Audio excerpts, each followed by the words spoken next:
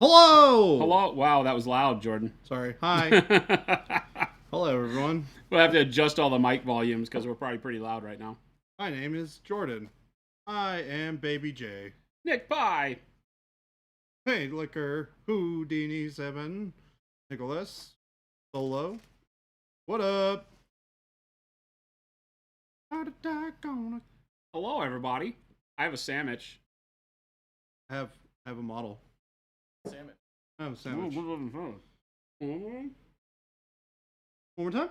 Well, huzzah, huzzah! I'll just throw back my legs and pollute my breeches with delight. Class 3.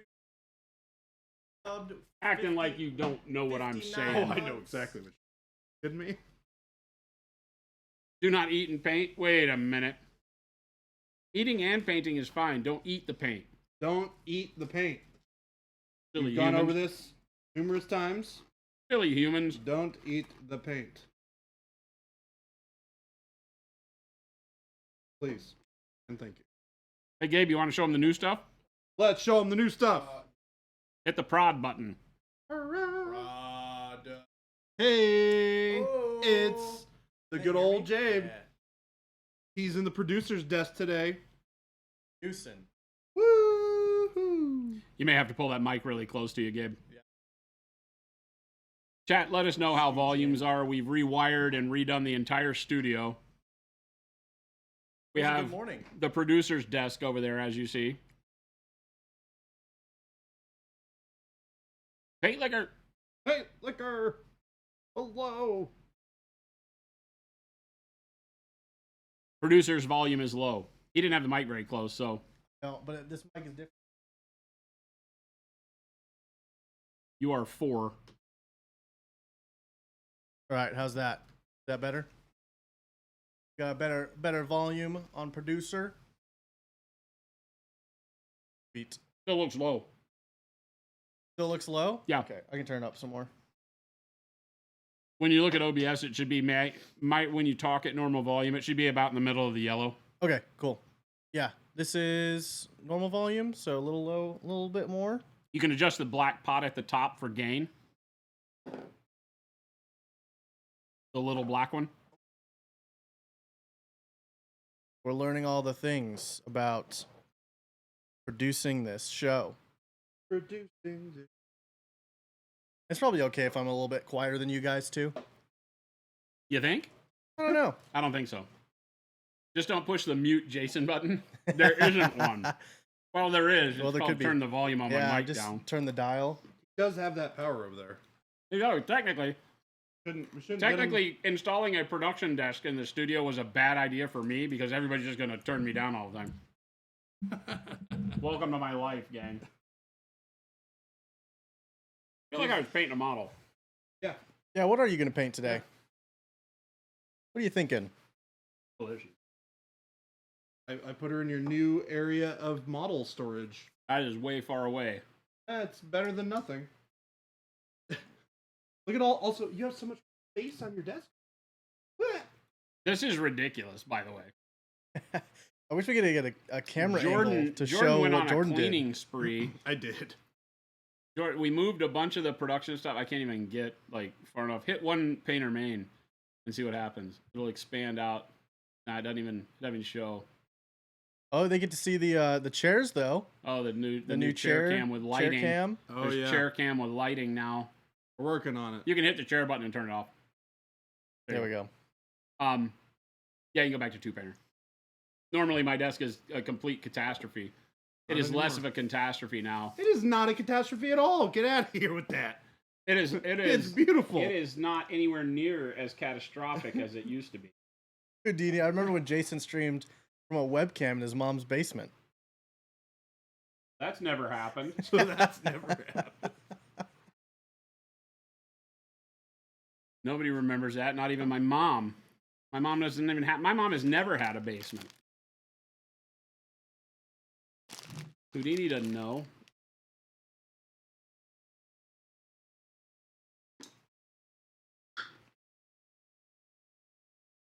I got like the world's worst ham and cheese sandwich. because they forgot the cheese. It's just a ham sandwich. Yeah, that's not great. Like, not the correct way to have.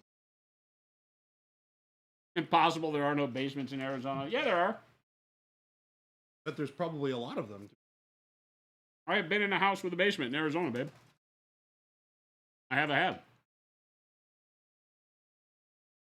Oh, Jordan, I have your Cheetos. My snacks? Your Cheeto Puffs. Ready to My catch. snacks? I didn't eat lunch today. We're snacking. Been a busy morning. Good catch. Ready? Oh, yeah. Actually terrible. What did you do? I was standing that here. was bad. I threw them. They stuck to my hands.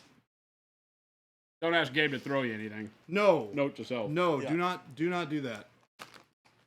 Note to self. This is gonna take me a minute, chat, because I don't know where anything is. Well, just ask me and I can tell you. Where's my number 2 brush? Where you normally keep your. That didn't answer my question.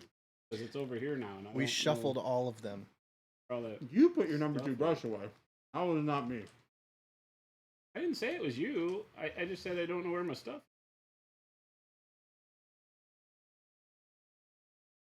I'm very happy with how clean our station. It looks great. It You looks did a great. great job on it. It looks great. I'm kind of a clean freak. When I get to the point where I've decided that my station is no longer acceptable, nothing happens until it is acceptable again. It's like, we will make this acceptable. The beatings will commence. Mm-hmm. Oh my god.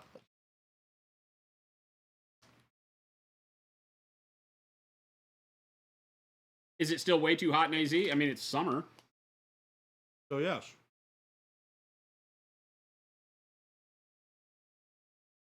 Enter the new Signature Series Paint Swiss cheese. What? Nope. What does that even mean, Nick? I don't understand. What kind of nonsense are you talking? I got potato chip. That's not a potato chip. Are Cheetos made of potatoes? No. Now we know. Yeah, what are the ingredients there? Probably like corn puffs. I don't know what they're made. Oh, there we go. Burnt orange. It is made out of corn. I feel like they're like puffed corn. Yeah. Enriched cornmeal. Hey, any ETA on the next paint off? No. Some head-to-head painting? We haven't found anything.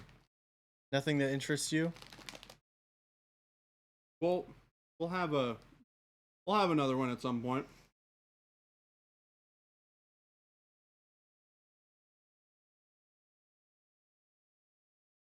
I think I ended this by doing khaki, right? Mm-hmm. Yes.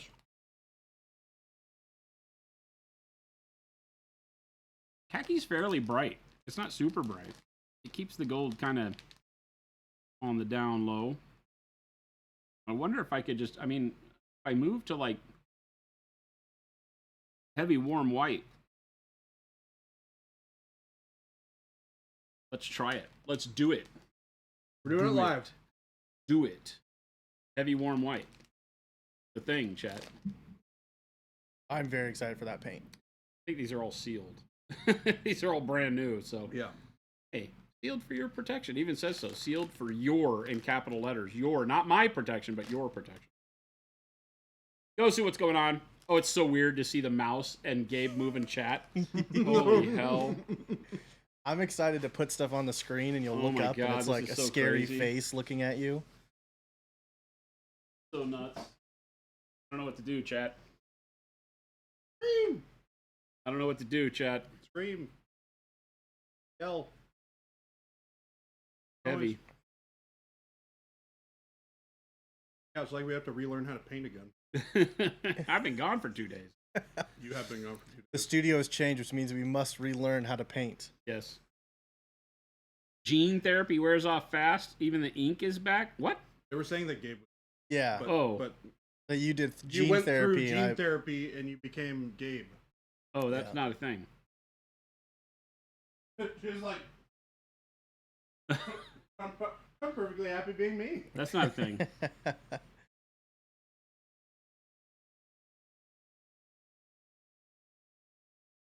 I'm completely happy just being Jason. Thank you for the follow, Buffalo. Hope everybody had a great weekend since it's the first time I've seen you since before the weekend. Wolf Painting Studio with a raid. What up? What up? How's it going, Thank you for the everybody? raid. Man, all this stuff is backwards and What's backwards? oh, just like somebody trying to figure likes out where to us. look on the screen for stuff. Oh, because yours was the other side, right? No, I didn't have the software control. At all. Oh, I'm used to that being over here. Kinds of wet in my pants. right.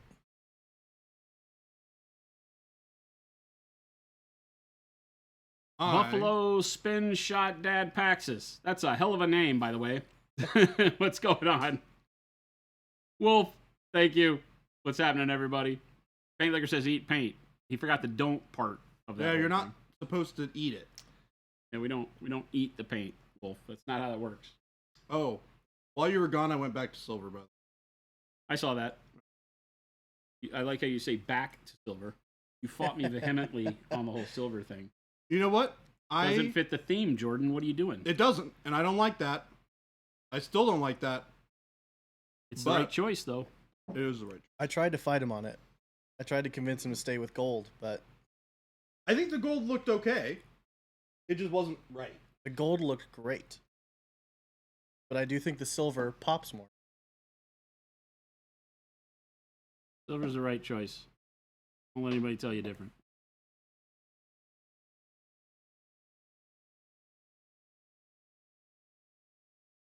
Boom. Welcome, everybody. Hello. I am painting Morgana Le Fay from Mindwork Minis.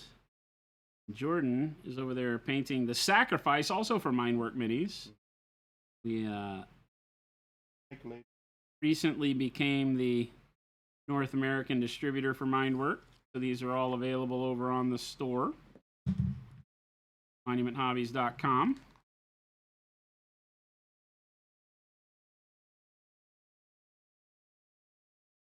If you're new around here, welcome.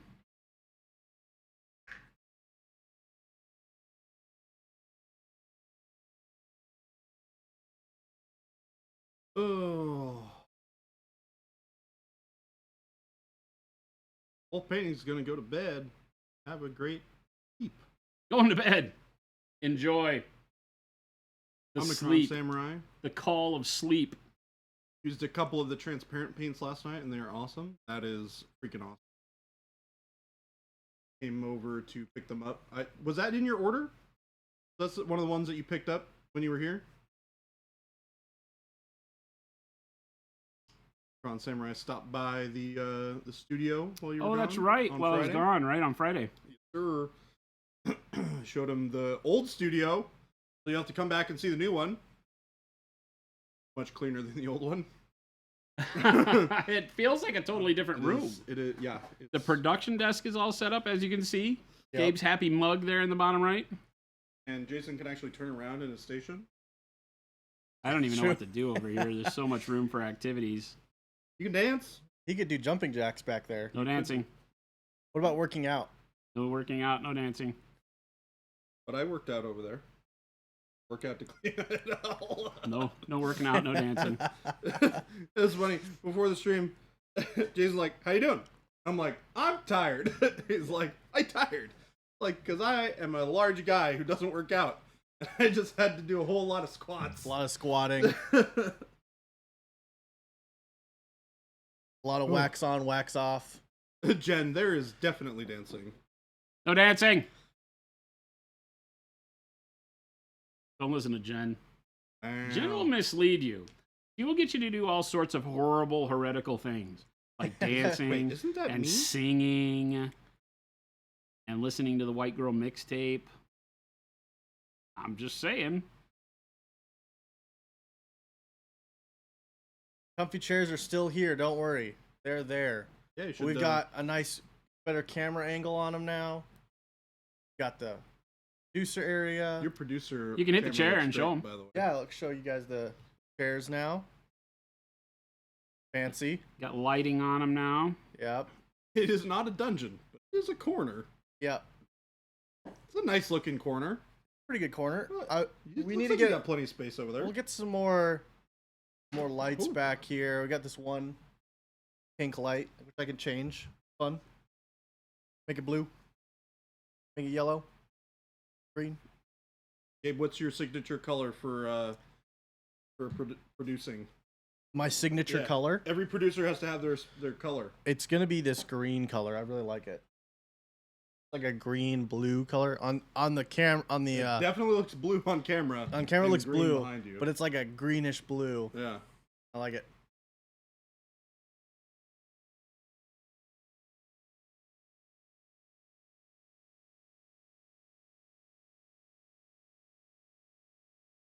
Let's get to painting. Jen is just gonna have way too much fun with the color change. Yeah. Oh yeah.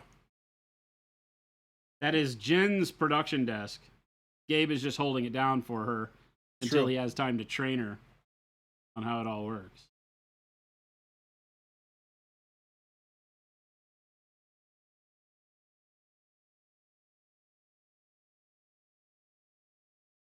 So prepare yourselves, chat, for the return of the unicorn.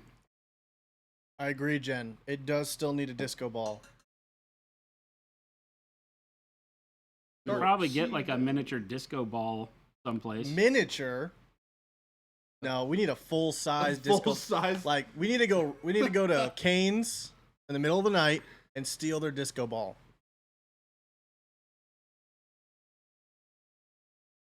How does this wind up being my life? Because made. Whether they were without your knowing or not, I don't know. I'd like to think you had None. none. Heathens. Surrounded by heathens. Or he. Surrounded by heathens. I did say Cane's, Jen, and they do have a disco ball. Or they did. She says, why do they have a disco ball? Why wouldn't you? I don't know why they did, but it was always fun. You walked in to play music and have a disco ball. It was It's a interesting. chicken wing place? Yeah, it was very interesting. Or yeah, not chicken wing place. just chicken chicken finger strips. Yeah, yeah. Cane's, the kids menu restaurant. The kids menu restaurant. That's all that place is. It's the best. Paul really likes that. Who? Paul. Cane's. I love Cane's, but my wife does not, and it is very sad. Whenever I'm craving it, she's like, "Absolutely not." I have to wait till Philip and I have like a night where we hang out. I don't mind chicken tenders. Yeah. But nothing else they have is good. Well, it's because that's all they have. Their toast is really good. It's not. Have you It's had not. it? Have you had it with butter on both sides? It's not. It's so good. They play it off as Texas toast. I don't like it when there's only As butter a on guy that one grew up in side. Texas, We do on both sides. Woo! they don't have anything other than... I know that. The True. chicken tenders are okay. It's everything that comes with the chicken tenders, right? That I don't like. Like the sides. Do you like their sauce? I don't know. I don't know. Man, I don't know. let me tell you, we had some absolutely incredible barbecue while we were in Texas.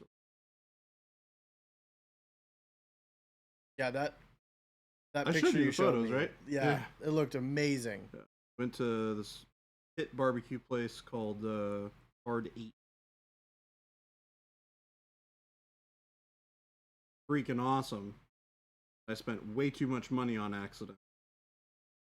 Did you Slash, find they out gave if me you too were much in the money. stockyards or not? In the stockyards? Yeah, you said it was in Fort Worth, but was it the stockyards? I think we were closer to Dallas than, because when we drove into Fort Worth, we had to drive about half an hour. The barbecue place that we went to was very close to.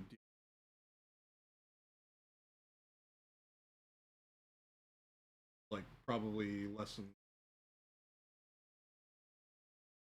Hotel was, and it was 5 minutes away from the hotel. Okay. So I'm not familiar enough with area to be able to where exactly that is. Where was the place you played? It was in Fort Worth.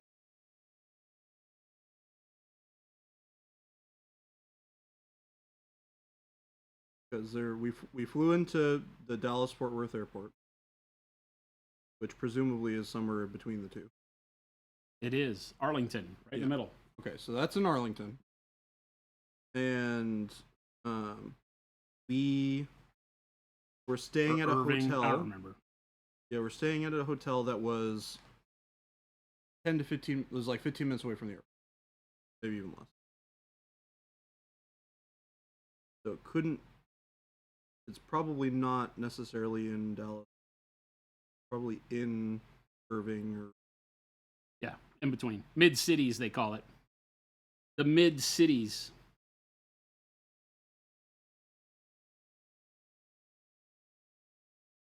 The land between. Actually. Betwixt. Incredible. Pit barbecue place. It was actually really hilarious because we were standing in line and Paul turns to me and he goes, "We're standing in the middle of this pit where they're firing barbecues 360 degrees around us. And it is not as hot as it is on a day in Arizona." It's the worst. It literally was not as hot as it is if you went outside right now. And we laughed. It was more humid. It didn't even feel that much more humid, to be honest. Oh, it was. I mean, it certainly was, but it didn't feel as humid as I was expecting it.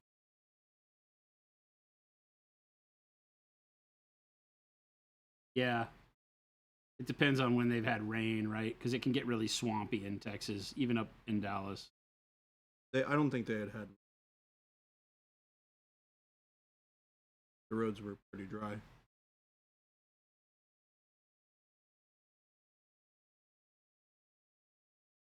Working up this silver here.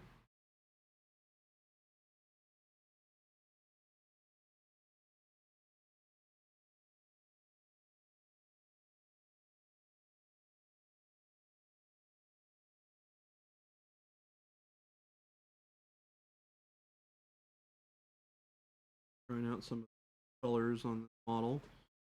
Base for the silver is dark sea Ben. A little bit of dark emerald. I'm very excited for those With green colors. Pale yellow. I'm really excited for green dark only emerald one. and Texas has not had a rain in a long time.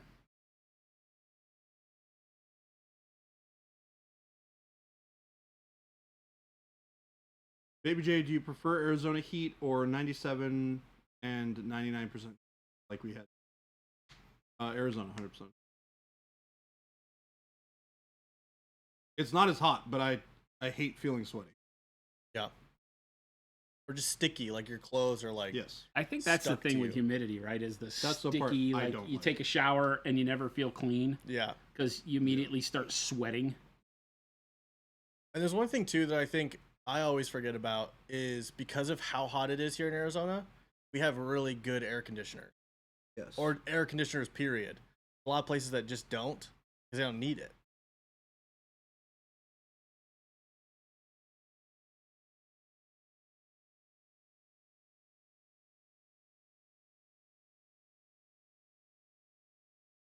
yeah, if we didn't have AC here, people would die. Yeah. Yeah. People would just be dead. Yeah.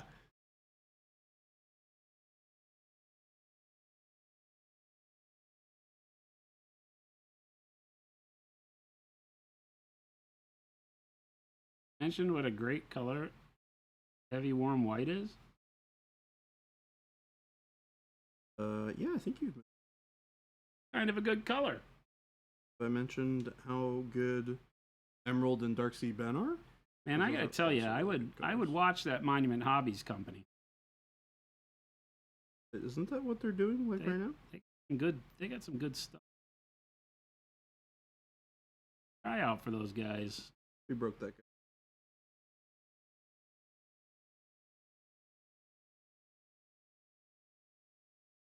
Omicron asked, when using the metallics or transparents, should he be using them on a wet palette or a dry palette? Either one. Yes. Yeah. Uh-huh. Either one. You should be using them either on a wet palette or a dry palette. You should be using them. Dipping your brush into the bottle and then painting, not the best idea. Seriously, either way, whatever you like. I use a dry palette.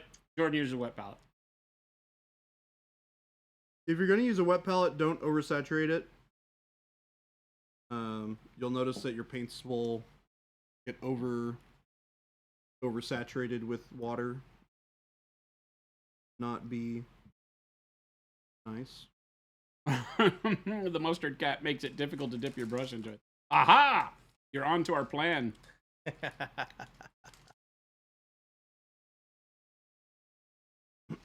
Gosu says those monument nerds always up to no good, but they make good paint, so you're here for it. That's true. Gotta take the They are good up with to the no bad, good. Gosu.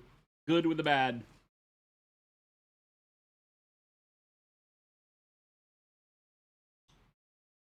Paint liquors. I heard they refuse to sell good stuff to their best customers. They have some kind of list. Yes. Yep. Yep. That paint liquor and that Tim guy. Yep. are Oh, now I on the wrote. list. I wrote them down on the list. Was there a third person? I think it was just 2. I only wrote 2 names on my hand. Just paint yesterday. liquor and Tim.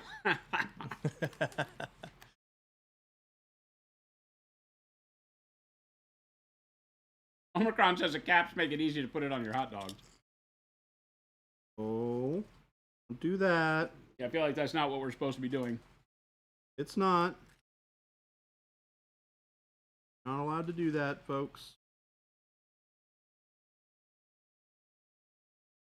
You're allowed to do a lot of things with your paint, like putting it on models. That would be really dangerous if we added a dropper top, like the ones we have for 22 milliliters for our 120 milliliters. Then they'd really look like ketchup and mustard bottles. Oh my god.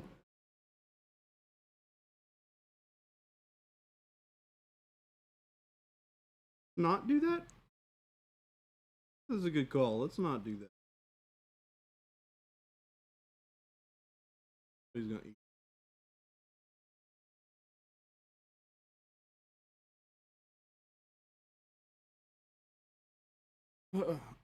How's it feel to come back and paint after a few days? Not too shabby. Nice to get back to the paint. The normal nonsense. Yeah, the normal nonsense, the routine, Yeah, I miss the stream interaction the most, probably. Yeah.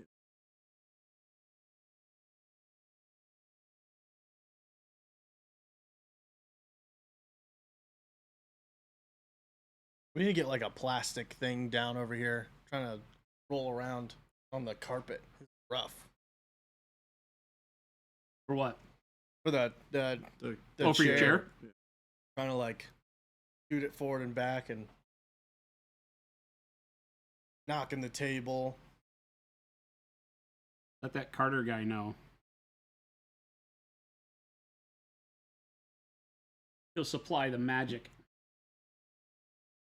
Magic mat. The magic mat. I don't know that we have any. I think he knows where to get them.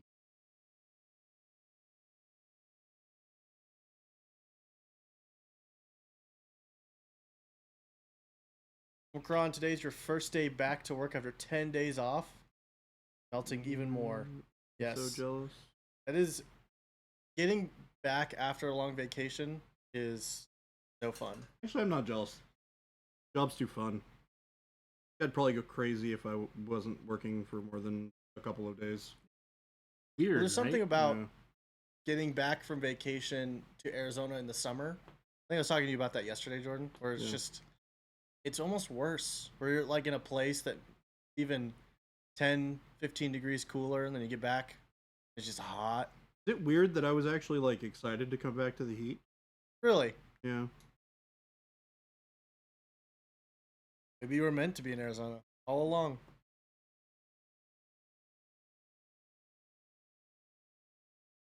I just have gotten so used to it that it's just like feels weird not having it be that hot around.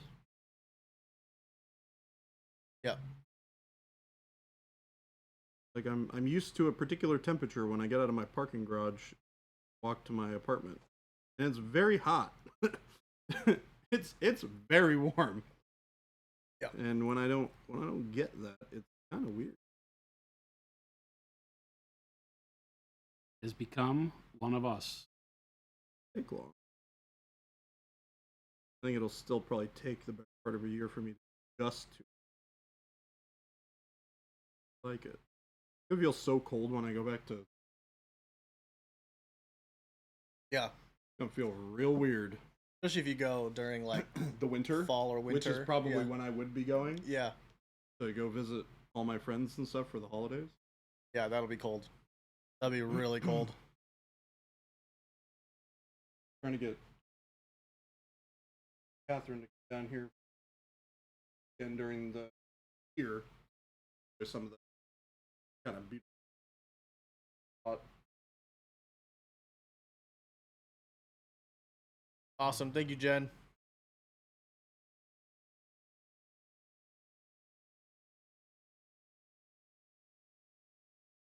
Jen's on top of it. Well, this is her producer area.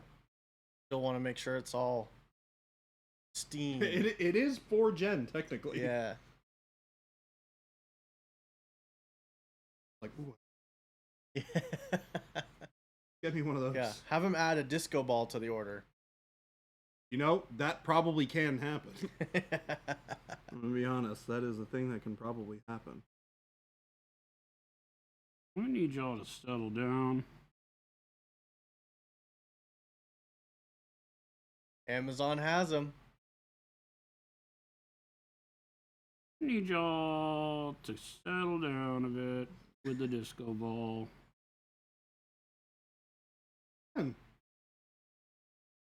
I can think of no nobler reason to buy a disco ball.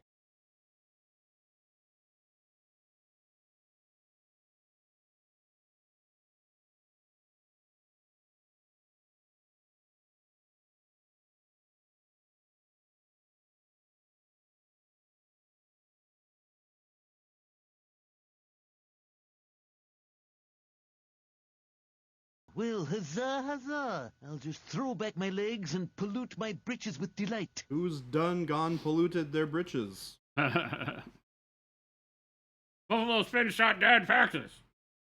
Hardest name to say in the world. Yeah, I was about to say something. You just said something. Thank you so much.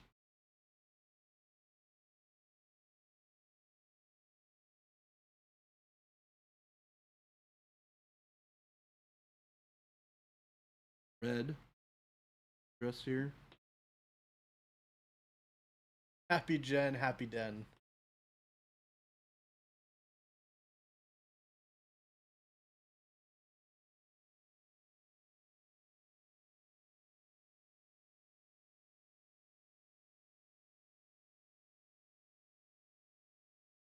Jason, is that your final highlight on that gold? Yeah, I think so. And you do it with the heavy warm white? Yeah. Looks so good.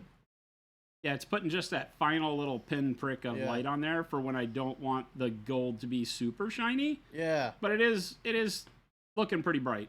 So Yeah. I like it though. But I like how it still keeps that warm. I mean, it's warm white, right? So Yeah. It just keeps that warm color. Yeah, that's the key, is rather than moving to like a white or a white blue, Yeah. you know, keeping something that has a hint of yellow going will keep us on hue. Could you get a similar effect with something like a pale yellow? Yep. Why would you pick the heavy warm white over pale yellow? When doing metals, I like to go a little bit brighter. The khaki and the pale yellow are not that different in value, brightness. Yeah. And I used khaki as the last color before this. Okay.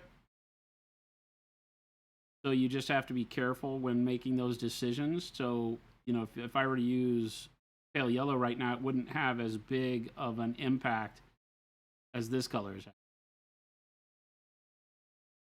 Right.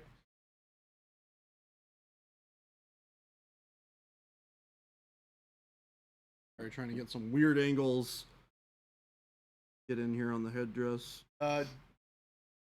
Gosu asked, do you guys still plan on releasing that red-orange that you use for your Blood Angels? I'm having a hard time finding a quality red-orange color, and I've been foaming at the mouth when you showed off. Yes. It will become a color in our lineup. When, I do not know. But it will. Phoenix, thank you for this for the Prime. 5 months. Phoenix! Has it already been another month? I feel like you literally Well, just resubbed the other day. huzzah. I'll just throw back my legs and pollute my britches with delight. These last 2 months have gone by incredibly quick. Like, I think I was talking to Gabe about it yesterday, where I was just like, when did we get our brush restock again? And I went back and looked, and it was like June 9th. Like, I feel like that was literally like 2 weeks ago. What is this? So we were looking at like calendars, we were looking at the brush restock time frame. Oh my god. And that was back in June. Don't remind me. At the beginning of June. Yeah. And I was just like, oh my god, it's the end of July. What the heck happened? And that time just went poof. Buffalo says brightness value is a thing. Value is a thing. A lot of people don't understand what that word means when we're talking about color, so I always throw in the word brightness. Yep. Brightness is more of a video term, right? When discussing additive mixing a color. Value is a subtractive mixing term, obviously. So when we talk about value, we're talking about the brightness of a color, and if you're doing something like non-metallic metals, what you're really looking for is to punch that value up in a what would otherwise be an obtrusive manner. If you were just blending like on fabric, you wouldn't necessarily go from as dark to as bright so quick, right? You're going to use a lot more mid-tones on the fabric, so that you gradually get brighter and brighter, because that's the way those materials work, especially materials like fabric that are more absorptive, so they absorb more light than they reflect. And so you get subtle gradients built in that way. Whereas when you're dealing with metal, you're getting a bright reflection point, and then you're going back almost immediately into either dark reflections, if it's very mirror-like surface. So you might have bright value and then very dark value right next to one another. Or you wind up with, like a gradient on something like brushed aluminum, where the surface is rougher. We talk about that all the time. And as you can see here, the goal with this gold, even though most of the gold here is very small, thin trim spots that we've done, we still are looking to continue with the contrast that we build up through having that darkness and brightness right next to one another.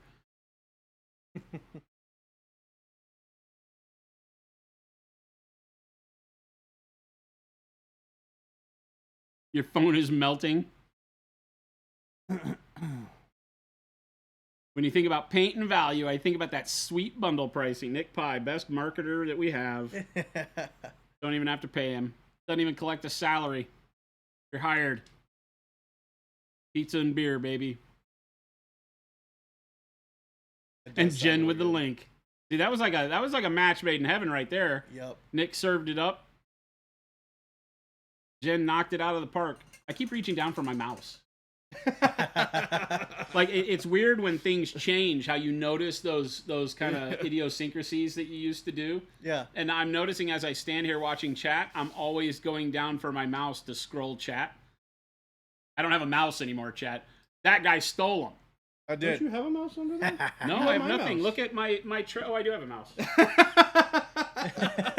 So I'm pretty sure you have my mouse over there. Well, I didn't know it was here. He has the mouse, I have the keyboard. I do have a mouse. I can scroll the chat. I can type in chat.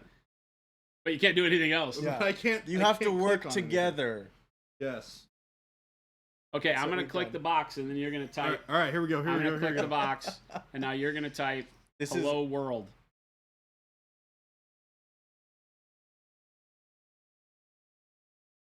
It worked. We are team. We are team. We are team. We have power. We are team. No power outages here. We don't have to pay him, and he sent us pie. What kind of pie did he send you? Oh my god. They were amazing.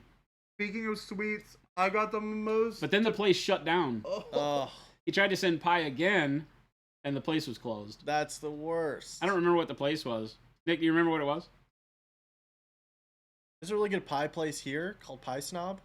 Pie Snob? Yeah, Oh my God, Gabe says there's a place called Pie Snob close by. there is. Oh, it's Coco's. But Coco's closed down. I got the most depressing information. What's that? Wow. Crumble rotates its cookies. Oh, yeah. They changed the flavors all the time. Yeah. So I cannot get my strawberry shortcake cookies anymore. I am really sad. They didn't put one in that you like better? Or equally? Not even close. Dang. Yeah, okay, I don't think you understand. Strawberry shortcake is my favorite dessert. Hashtag Period. justice for Baby J. Go soon. It is my favorite dessert on this planet. No exception. That cookie in particular, or strawberry shortcake? Strawberry shortcake. Strawberry shortcake, period. Yes. Okay. And that cookie tasted exactly like strawberry shortcake. I mean, you know what's cheaper than crumble cookies? Making strawberry shortcake. Strawberry shortcake. Yeah. All I need to do is get some vanilla bean and some. Or was it the fact that shortcake it mix came in and- cookie form? Is it the I mean, they make the shortcake vehicle- tubs you can go buy. They're amazing. Wait, what? They make the shortcake tubs. It's like a shortcake with a little bowl in it. So you put the strawberries and the whipped cream on it. It's pre-made. Look at this man's face right now. I just taught him the way. yeah? They make them at the grocery store, cheap. Go buy them. They come in 3 packs or 4 I'm going packs. to the grocery store today. Whipped cream, strawberries, those cups, done. And it's cheaper than crumble cookies. I expect you to Mind show up tomorrow morning with blown. 3 strawberry shortcakes. Baby J has been illuminated. We've just showed him the way, chat. We've just showed him the way. Oh my gosh. Nick yeah. says, "So noted. I will look into Pie Snob." Uh-oh, that was not a subtle hint to say you can still send us pie, Nick. You don't have to do that.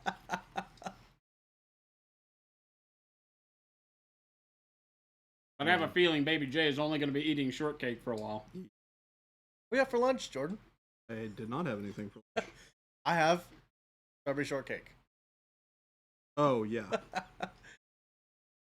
You know what's this? I've been thinking about what I wanted to do for breakfast. I was thinking about just like putting together like a fruit thing, like chopping up fruit and sticking it in a container. Jen, he did not know that you can buy the pre-made shortcake part of strawberry shortcake. As far as I could tell, his face looked genuinely surprised. So the shortcake part you can get pre-made. Yeah. At the grocery store. At the grocery store. Where in the grocery store? Where?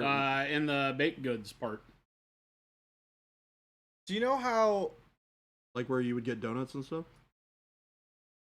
Yeah. sometimes they'll have that kind of stuff in the frozen section? Like where pie crust is? They Can they make have it? what is it? Sarah Lee makes them too. Jen says yes in the bakery section. Yeah. Okay. Where you get the donuts?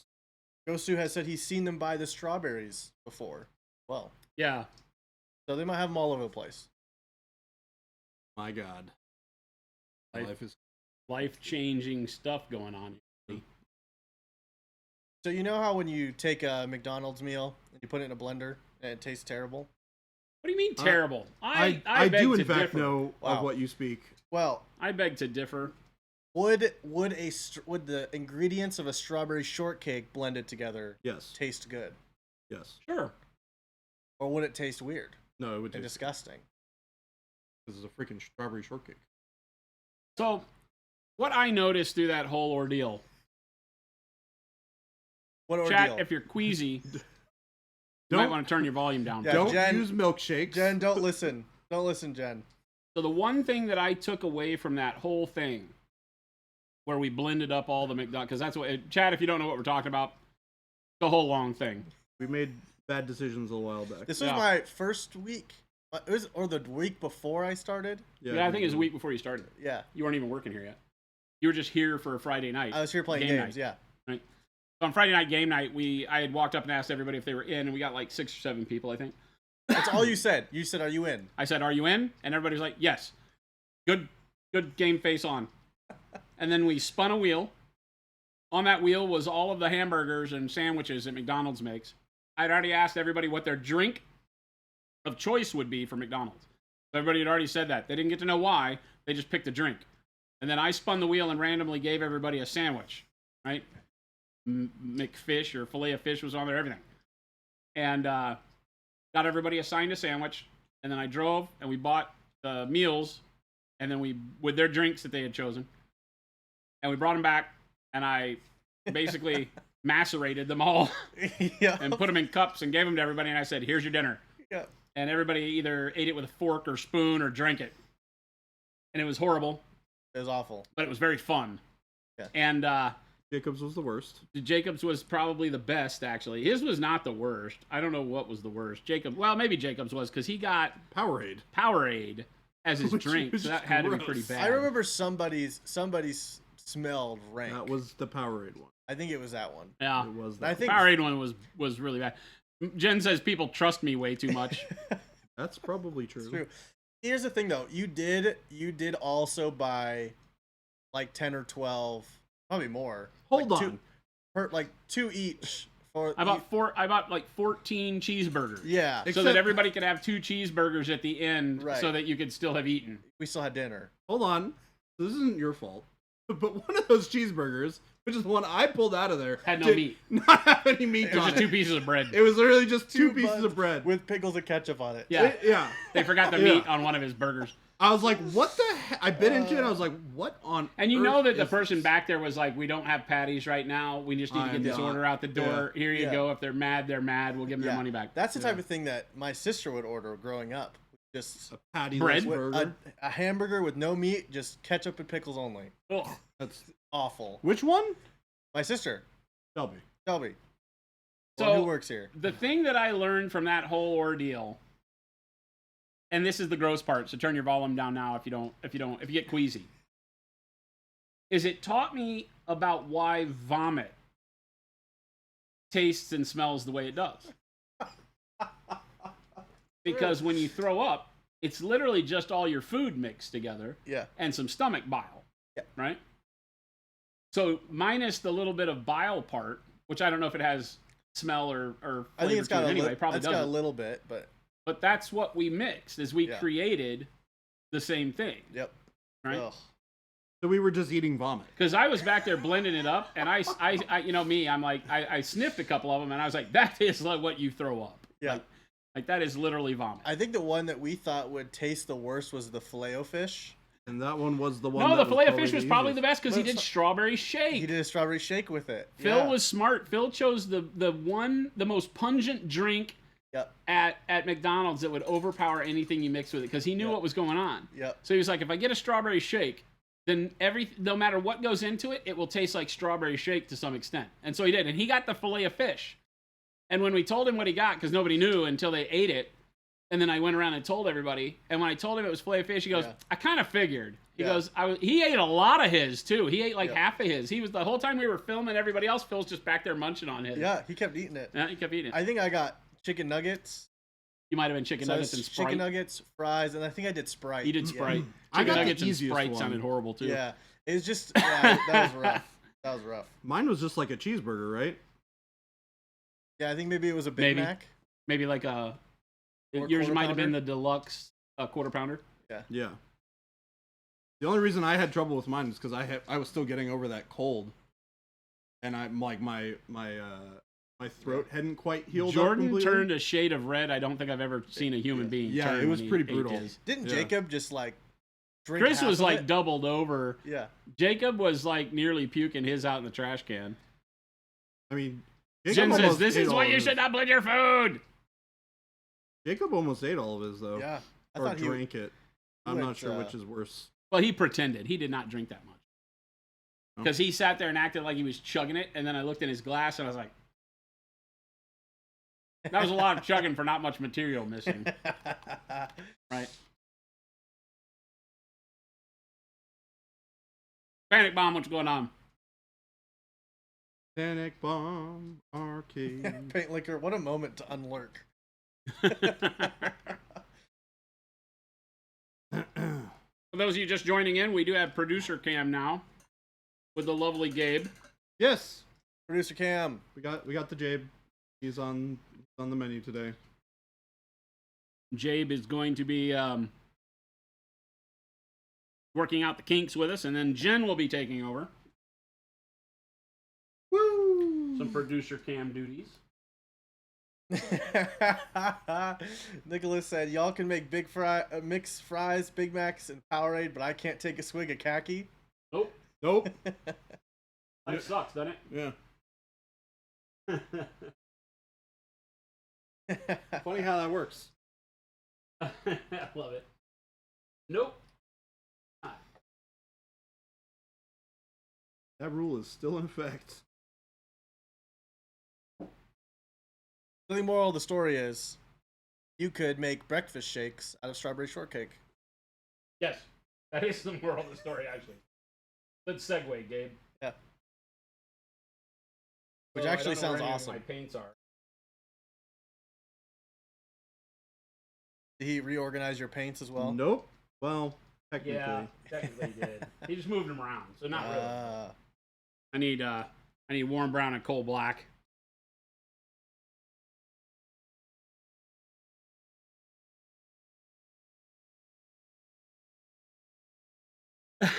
Buffalo says, I'm going to head on into dinner now. Great segue. Good luck. Have fun. Have a Enjoy. good night. Thanks for stopping by, Buffalo. Appreciate the sub. Hope to see you back. I'm going to start painting hair. Ooh, what color? Warm brown and black right now. Okay. Are my two. Going for a brunette. Yeah, but I want a little bit of brown in it. I figure doing even just a hint, such, a little warmth in it from the warm brown, might be a neat way to get black to read a little bit warmer.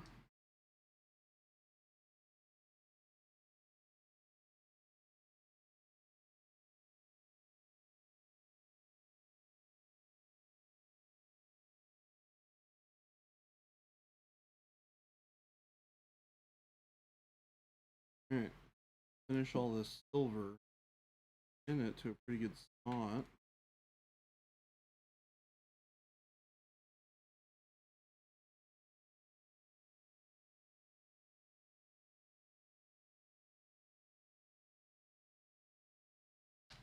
But we're gonna start building up these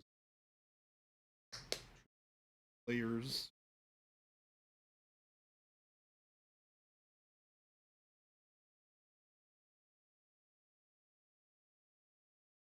I really like the red backdrop to the headdress now. Yeah, I like that red a lot. What colors did you use to get that red? It's just burnt red. Okay, Yeah, I love burnt red. It's a great color. it is fantastic. Such a good color. I've been using a lot of it for my corn. But I just love it. It's so pretty. It's just kind of the perfect middle red.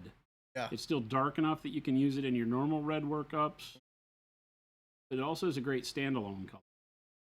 Yeah. Never underestimate the power of just burnt red on its own. So why was it called burnt red rather than dark red? That's an interesting question. Because it is not just a dark red. It does have a little bit of a hue shift. Same way burnt orange isn't just dark orange. Yeah. Both have It's a little bit not of quite brown a in it. black red, Yeah. but it does have that feel. Yeah, black red tends to be a little bit more towards the like violety. Exactly. Doesn't really necessarily feel like a red. I mean, it does, but Gosu, I'm stealing that. I will be doing that. He mixed it up with some his burnt red with some glaze and wash medium. Put it over some black brown leather. Do a quick red leather. Yep.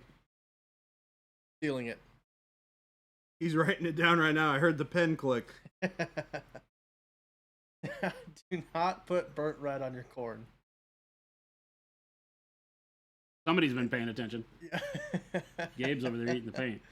Yeah. Keep telling him not to. Nicholas, I was told by Monument Legal that we can't eat it. Someone's been paying attention. The Proud of you. ads are working. And So we got marketing, the PSA is working. some stickers now too. Yeah, we have Don't Eat the Paint stickers. If you place an order, if you order from us frequently, you probably already have a pretty good kit of stickers worked out. Yep. We got some new stickers for you. I showed them off on stream yesterday, actually. They're fun. I like them. Yeah, you hopped into stream. It was like, I'm doing a thing. I walked in, showed the stuff, left. Job here is done. Some workplaces make you pee test for drugs. Monument Hobbies makes you pee test for paint. We don't make the employees pee test for paint. We make the customers pee. Yeah. You want to place an order? We're going to need a urine sample. Yep. That's really weird to say that out loud like that. That really is. That's a little weird to say out loud. Yeah. That was my outside voice, and Jen is probably laughing her ass off. Either that or cringing. This is why we can't have nice things. Probably a little bit of both, to be honest.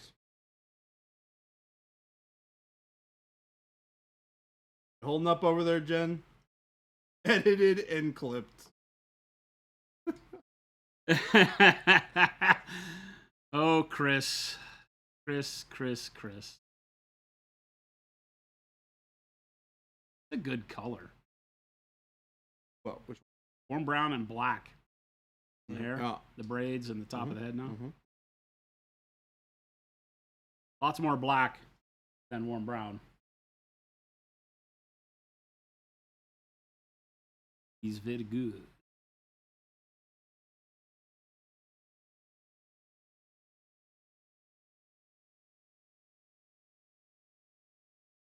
Oh, feathers.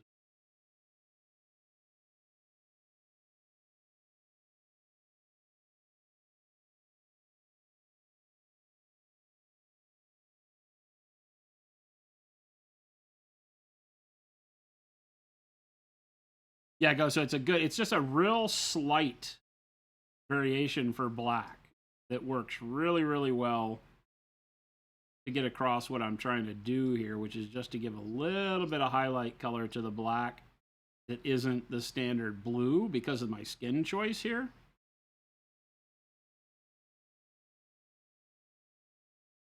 Bring a little bit of warmth into it. Might be able to highlight this up with, heck, burnt sienna. Ooh. And then some black wash over the top of all that, I think. And then we can go back with like white blue as the final highlight over the top. I don't know why in the world I'm painting this big area of... Why are you doing? Well, I needed a bigger brush for the other side. That doubles. Even the number 2's too small. That 4. I got a 6. You could use that big paintbrush you have on the table over there. Yeah, here you go. I got a brush for you. Nope, I got a number 6. I'm fine. I think this one will probably work better. I'm fine. Thanks. This one? Thanks. Takes up the holes.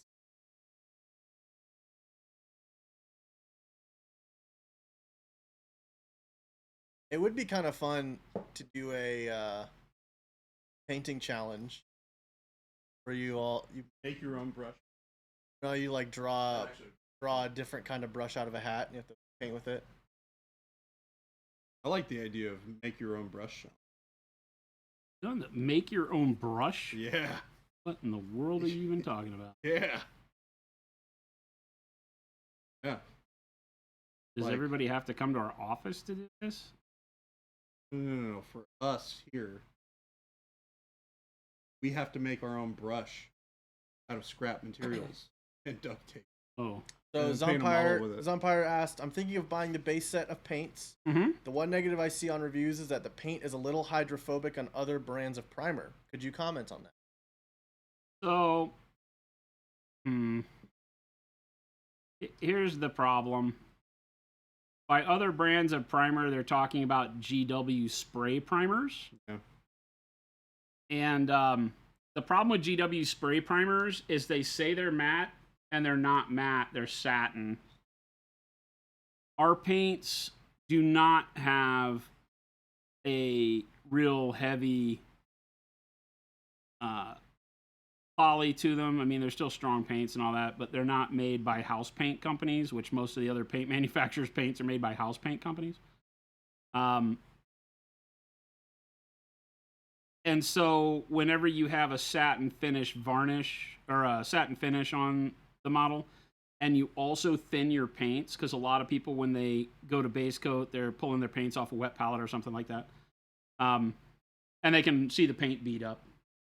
I've painted with just like on the road at conventions, just had to go and, borrow somebody's rattle can primer, and you get something that's made for like painting barbecue grills or something like that.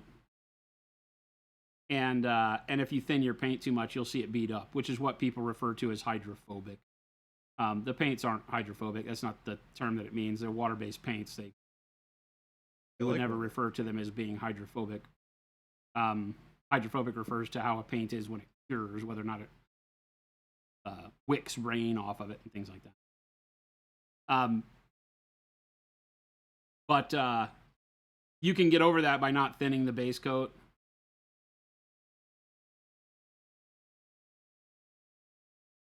It just may interrupt the way that you normally paint.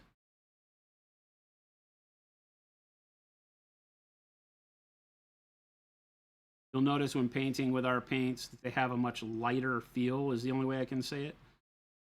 They feel more fluid than other paints, but they have great opacity and coverage. For people that have painted and with acrylics for a long time, I like to say that our paints feel like they're an airbrush paint, right? Because they feel thinner. When in reality, they act like a thick artist paint, obviously. And so it's that thinness in their feel that causes that. We don't want a paint that like covers detail and blends really well and all that.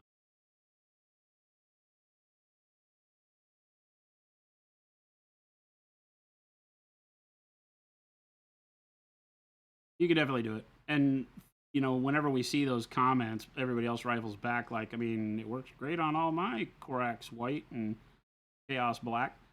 The problem is that GW doesn't make their own spray paints, and they probably my assumption, I don't know this 100%, is that they have to buy them in such a bulk quantity to get people to make spray paint for them, because spray paint companies don't just make paint if you order like 10 cans, right? You got to order thousands of cans of paint to get them to pay attention to you. And so if they order tens of thousands of cans, I can only imagine how long those sit around on shelves. And spray paint is notorious for going bad. Whenever you want a matte spray paint, the longer it sits, the more the matting agent in the paint settles. And you wind up with a problem in the mixture. So if you ever buy matte,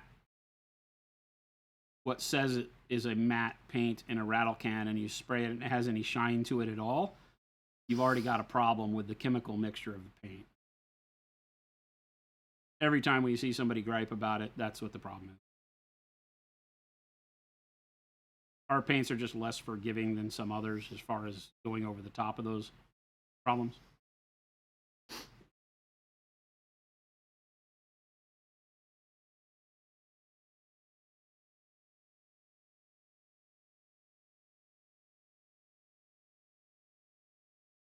Who's the scientist that figured out your paint for you? Me? That guy. Yeah.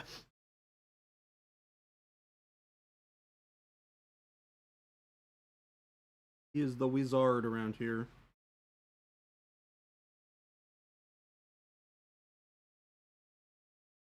And yeah, you really won't see that problem with most airbrush primers or brush-on primers, obviously, because you can mix those by hand. You're shaking them up and remixing them. So if the matting agent falls out of suspension, which it will in acrylic-based primers, you shake it and it mixes right back up. And so as long as it's not years old and had a bunch of the water evaporate out of it, it'll be really good.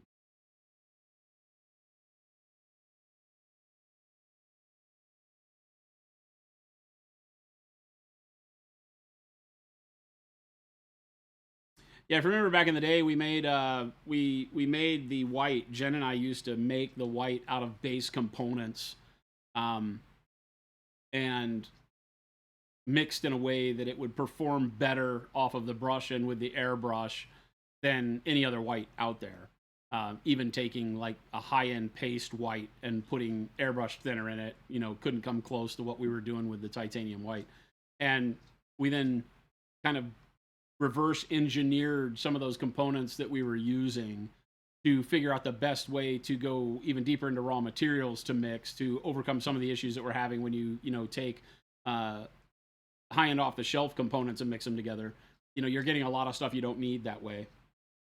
And so we went and basically drew all of that back out from a chemical sense and only used what we needed to in the paints. And that's where Acryl came from. Is all of that work from us, blending our own white. Zompierre says, what would everyone say are the must-have colors not in the base 24? That's always a tough one, right? all of them. Yeah, that's really a tough one. Obviously, we're biased, and we'll say all. I think that the base set and expansion set 1 get you a tremendous amount of value and color representation. Expansion set 1 adds a bunch of the flesh tones that really, when you're painting skin, that'll cover, because there's only really one flesh tone, 2, 3 if you count the ivories in the base set. You can mix out of the base set any flesh tone you want. It does have the browns, but you get black, brown, pale pink, ivory, or olive flesh, shadow flesh out of expansion set 1, and that really makes skin tones come alive. You also get a lot of the shaders in expansion set 1, like dark blue and dark purple, and dark neutral gray and bright neutral gray, which are tremendous. In the base set, you get dark warm gray and bright warm gray. And then you get the neutral grays in expansion set 1. So I think that when people ask me, hey, how should I start out with your paint set? If you want to just go for the pre-made sets, base set and expansion set 1 are the premier way to do it. It gives you 36 paints, right? 24 and 12? Yeah, 36. Yes. It gives you 36 of our paints. The sets are always a great value, so you're getting good money, or good value for your money there. The other thing you can do is our build your own bundle set. So if you wanted to buy the base set and then mix and match colors that you like, because obviously rule of cool always wins out over anything. If you have colors that you're more attracted to, then buy those. And when you combine 8 or more colors individually on our website, then you get the set price anyway. So you can build your own set that way. We never know the colors you need at any given time more than or better than you do. So the sets are made for buying into our range, and then once you get there, you can still get set pricing by building your own later on down the road. Like as you're replacing colors, buy them 8 at a time, you get the set pricing. So lots of good ways to do that. Yeah, the metallics are really cool. I highly recommend metallics that we have. I have found that they are so much more fun to paint with because they don't pigment in it, the make it shiny. Yeah, doesn't spread so much. Yeah, it doesn't. You don't have weird spots. Yeah. So that's a really good one. I feel like, especially if you're doing a lot of NMM or even just highlights, especially the way that you guys do. White blue I see used a ton. Yep. Khaki is another one I feel like gets used a lot. Yeah. So those two I think are some really good paints to have in your arsenal. I think there's some like go-to colors that I really like. If you're looking for like, I want to buy these sets, but I also want to try a couple of things. What do you like? Payne's Gray is an incredible color. Yeah. That you can use for almost anything. Yep. I personally like dark magenta a lot. This rich, beautiful magenta color. Yep. I mean, honestly, there's so many. I'm trying to just like all of them are great ones colors to use for whatever. Like when you run into something, use them. Right. You know, like you'll have a use case for all of them. I think there's not a single paint I've I have that I haven't used at least 2 or 3 times. Dark plum.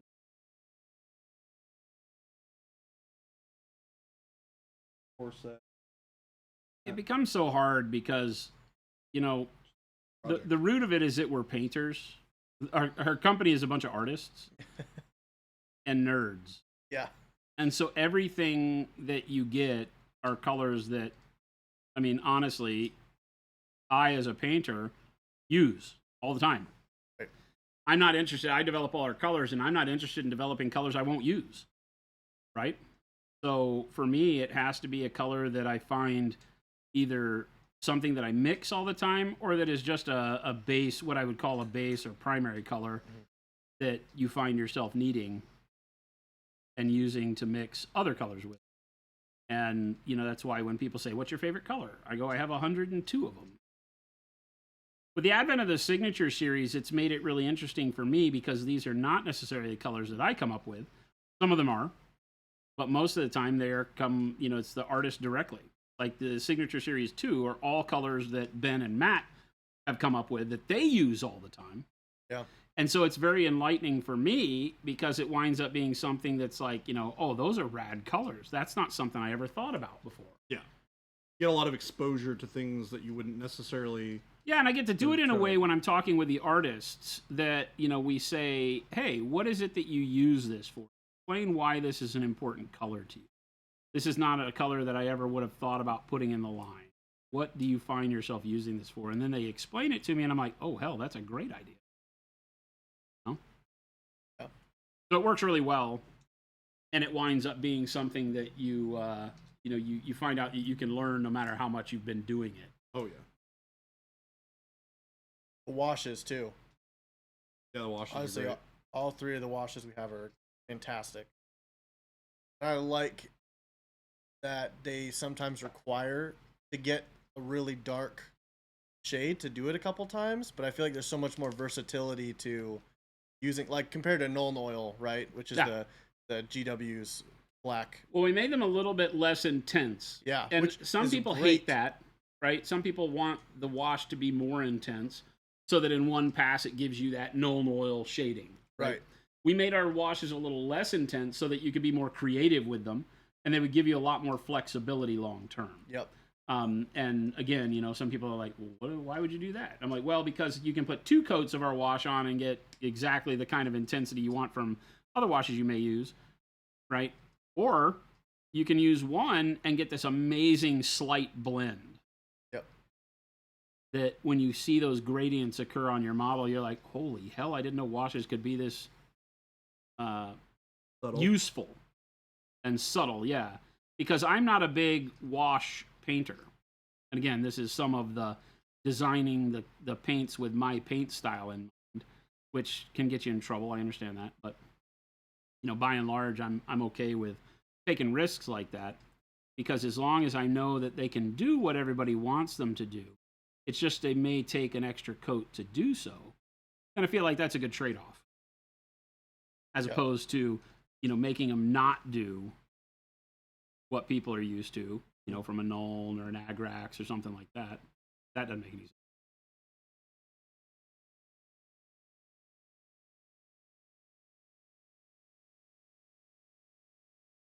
Yeah, Law Dog. The glaze medium is dope. Oh, by far.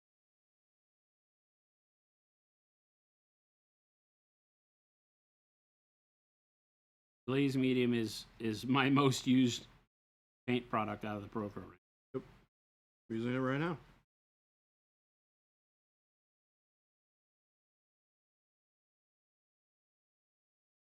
I've been through like 3 bottles of it. Yeah, you're already running low again. Oh. Yeah.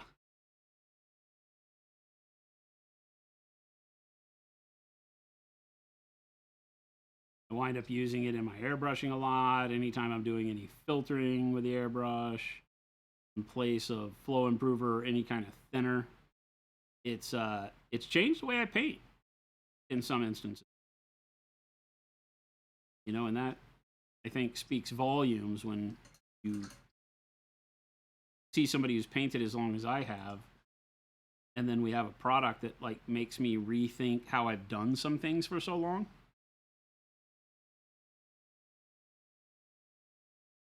Because of, once we started testing the glazed wash medium on stream, a lot of people that were watching the stream saw it. I was like, holy hell, this works great.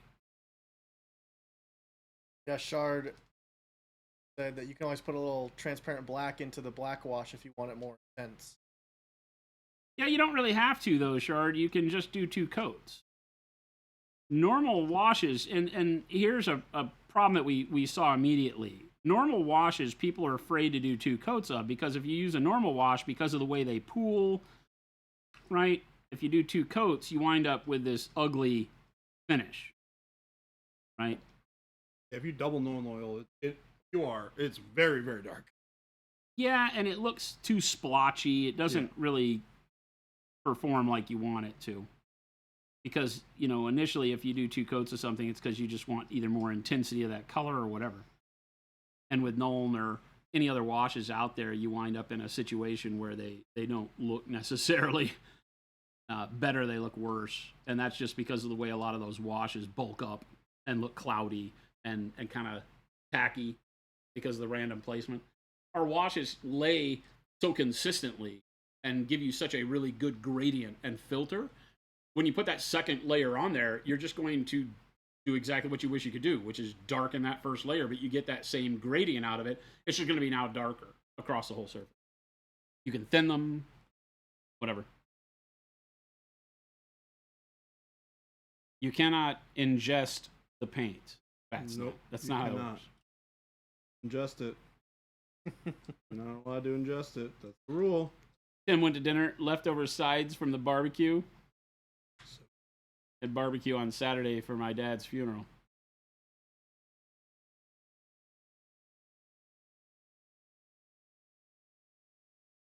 Is there any really good barbecue places around here? So we have Frasher's on Indian School that's actually really good. Jen knows of other ones. I'm trying to think. Jen, what are the other really good barbecue joints? Frasher's was close to our old house, so that was kind of like the one we would go to all the time, and it has like an eat-in restaurant or takeout. That's very, very good. Their sauces are very, very good. Okay. If you can get the what are they called? The burnt ends, then they're amazing, but they generally run out real quick. Yeah, So- I'm sure.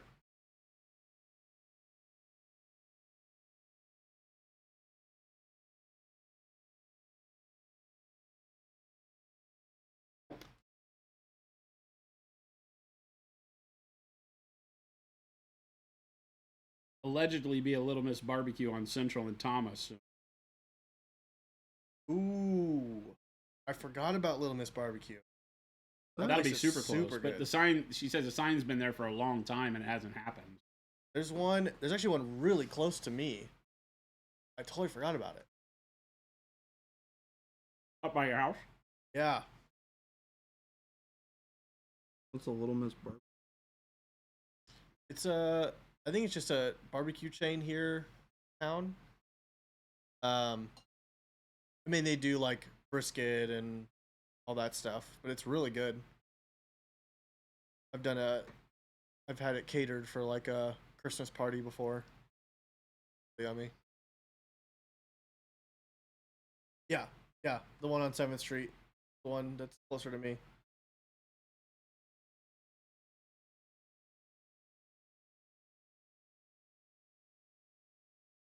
All this talk of barbecue this week, And it was so good.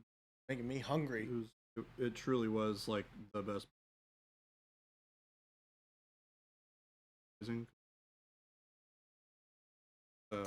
Pretty well known for being really good at doing barbecue. Oh. Yeah.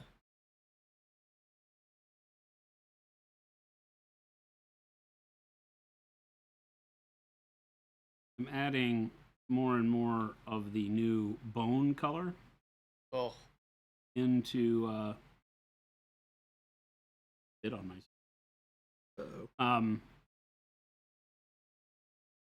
into dark umber here, ooh. and it's giving me a really, really neat tan, Yeah. I guess we'd call that. A good color. Kind of. This is the corn color that you're. Yeah. What style of barbecue does Arizona have? Jen says the meat style. Yeah. Kind that comes from everywhere else. The nice thing with Arizona barbecue joints is that they typically give you the sauce choices to be from wherever you want. You want Kansas City style barbecue, we've got the sauce for that at the barbecue place. Want like Memphis style, they got that. Spicy. Texas, they got that. You basically get meat and then whatever sauce you want, which is nice. Doesn't make you have to choose. You don't have to argue about what's the best. Best is what's in my mouth right now.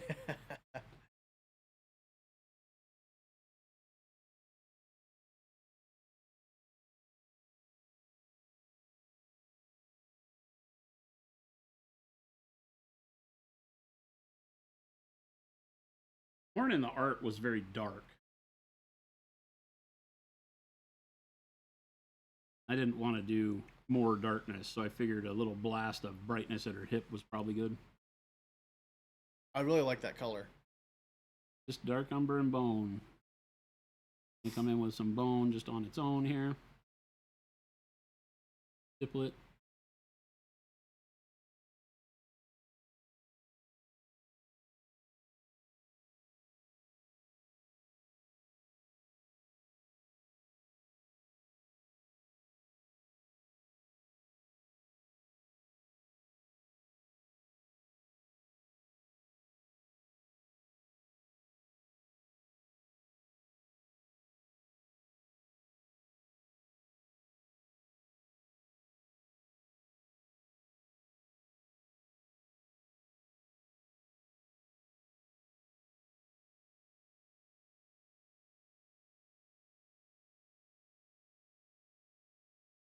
A little bit of texture.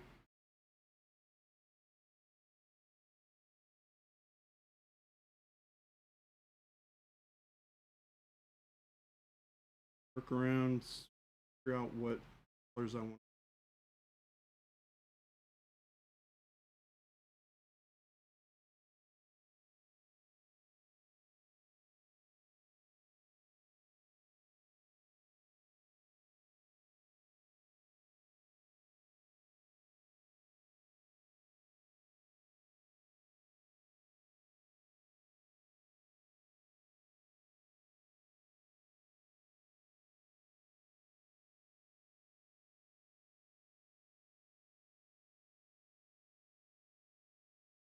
Stippling, I'm using a very thin version of the color so that it instantly blends, and then I'll come back with a little bit less thin version of the color when I want to do a little bit of highlights, like right here around where the metal might reflect back into it.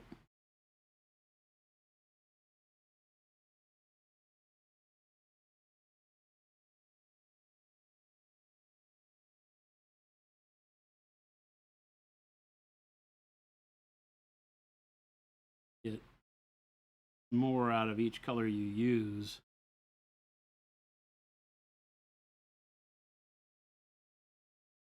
Realizing that it's thinned version, fake version, two different looks.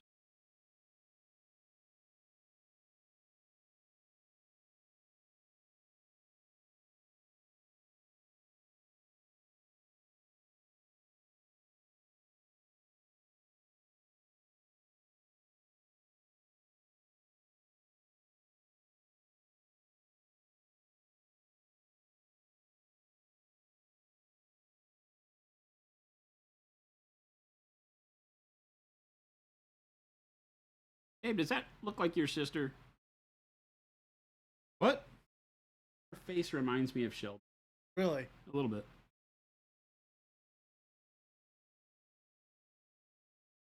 I can see that just a little bit. A little bit. I think more when I turn it at an angle. That's funny.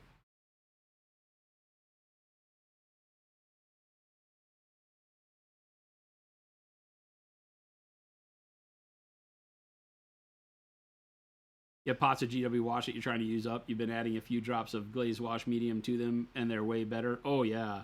The glazed wash medium is amazing. It gets the paints to flow a little bit better. With the other washes, believe it or not, and you've probably seen this, Wildman, is that it will give them that kind of smooth layering too, and stop them from pooling so badly. A little bit of the glazed wash, a little bit of water.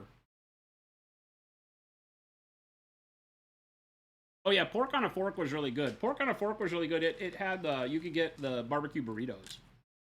Barbecue burrito? Yeah, it was really good. It was right over on Camelback by the grocery store over there. You know, behind Best Buy. There's an NYPD over there. It was kind of right up by the NYPD. And they closed. I don't know when. I guess not doing enough business after or during COVID or something like that. But we ate there all like once a week, easy, because you could get the barbecue with jalapenos and a burrito. It was so good. It was really, really good.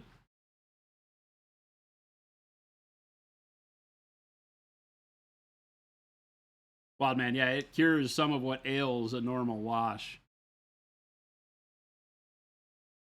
Here's our horn. That was really easy. That was just 2 colors, bone and dark umber. Works pretty well. Now we got to think about back to the hair, what I'm going to highlight it with. And I guess I could just use the one.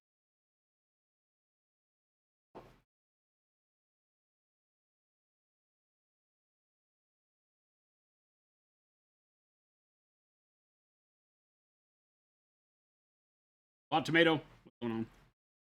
Tomato N. How is your day going today? You Jen's like, I think about and mourn the loss of that burrito at least once every other week. Oh. Pork on a fork was so good, man. Somebody listen to me. Do Jen and I a favor and recreate pork on a fork here locally. We will love you forever. Did they relocate or No, they just closed down. Dang.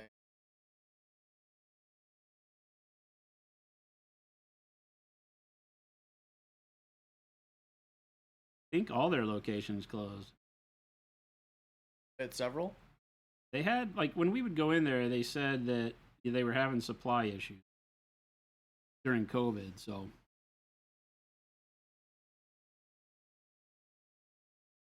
They have a kiosk at Footprint Center, Jen.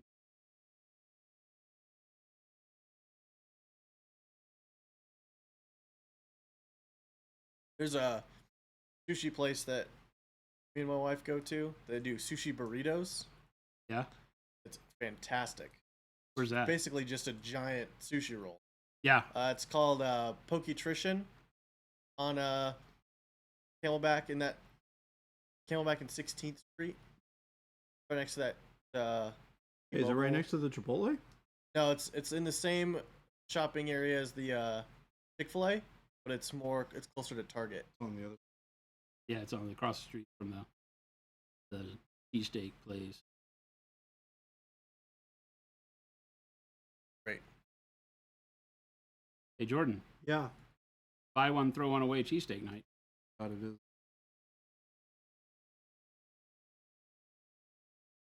What is this? Is it funny that I'm not really into it? No, I don't know.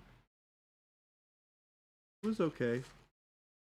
It's a good cheesesteak. I have to admit, I go in spurts with it. Yeah. You know. I felt like for me, they might not clean their grill enough. Yeah. That sounds like.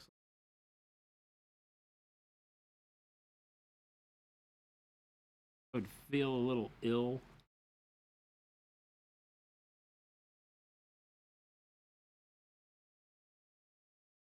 I haven't done the other place that's close by, that cheesesteak place on Central. Some of the guys go to. I don't remember what it's called. I'm gonna pop in here. Every time I want to go there, it's cold.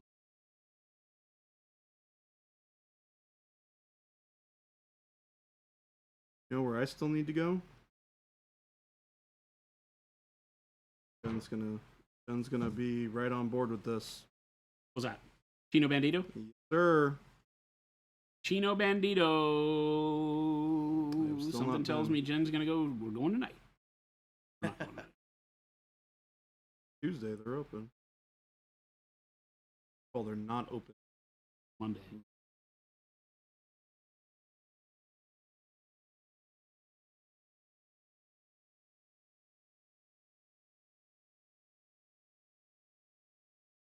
Chino Bandito is great. It's not my favorite though. I know I'm digging my own grave by saying that, but No, you're not. I think it's good. When I went there the first time, it was exceptional because I was blown away by the fusion, yeah, and the whole concept, and the refried beans or the refried black beans with the whatever it's called, the Mexican cheese in it, Oaxaca, whatever it's called. I thought it was great. I get a pass because of the burgers and Mascadores. Yeah, you got us that one, so. Sure. True Burger, freaking amazing. Jen loves you forever for that one. So much so that the other night, Carter and William and I were going out to dinner.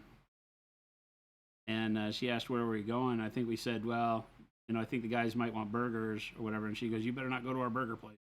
Like, what? She's like, if I'm not going, you're not going there. You're not going. Exactly. Chino Bandito.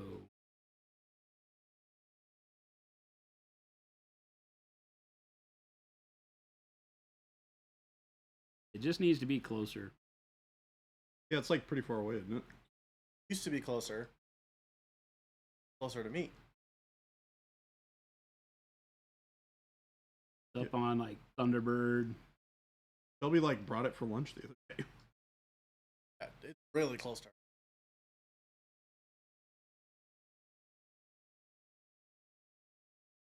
There's certain places that Jason is not allowed to go unless Jen is present.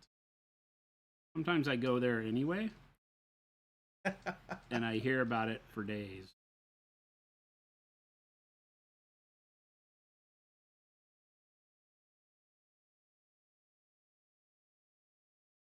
Take me with you, so punishment ensues.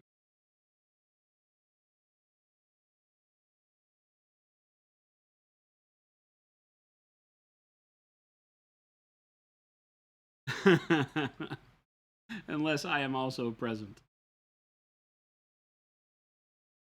We're taking the hair to a highlight of brown, and then we'll wash it back with black so that we really build in that brown undertone with filtering rather than mixing all of my browns into various, barely lighter shades of one another by, mixing in less and less black.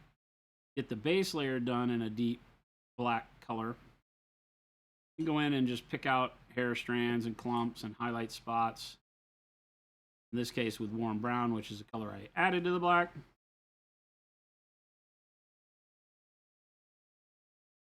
And we'll figure out what our highlight color needs to be.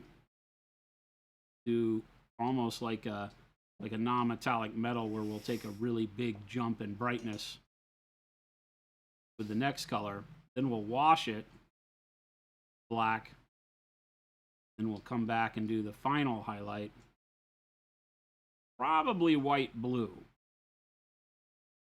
So that we get that kind of silvery blue, black shine look. More like what you would see from like raven black hair. Yeah. But we'll have the black or we'll have the brown undertones to it. I get kind of an otherworldly feel from everything that's going on with this model. Yeah. When you look at the original art and she's underneath the hanging tree, it really makes it come alive. Oh, that's weird to say. because you have the bodies of a lot of the Knights of the Round Table hanging in the tree. She's walking away from it with the tree in the background. So, you know, I feel like the model unfortunately loses some of the storytelling because she's just in like this pensive prayer look.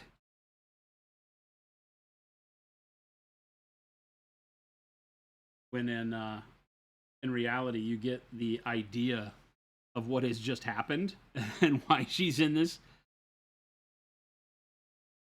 kind of pose of reverence.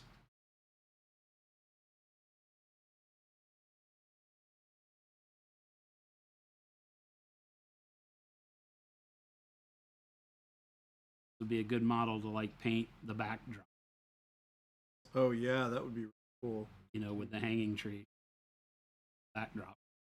That would be.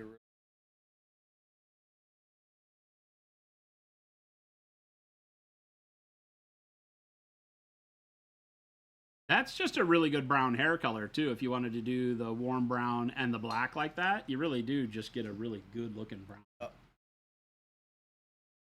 Just coal black and brown.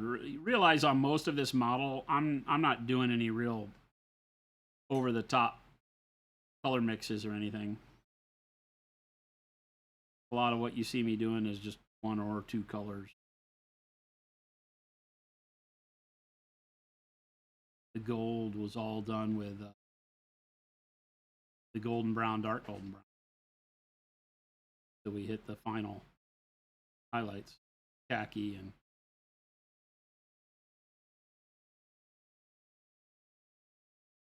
Christmas sushi. Do we have a Chris?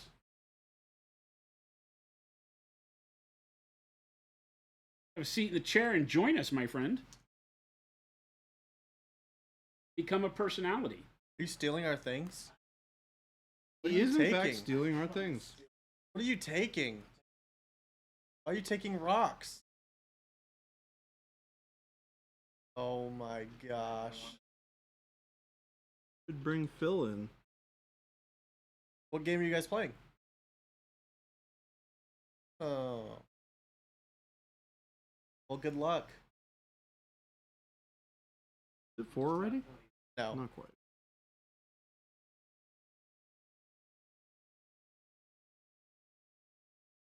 Backing around a little bit with ISO.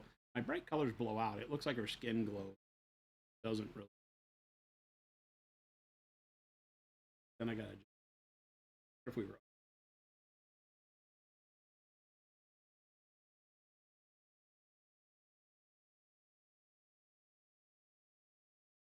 That looks better.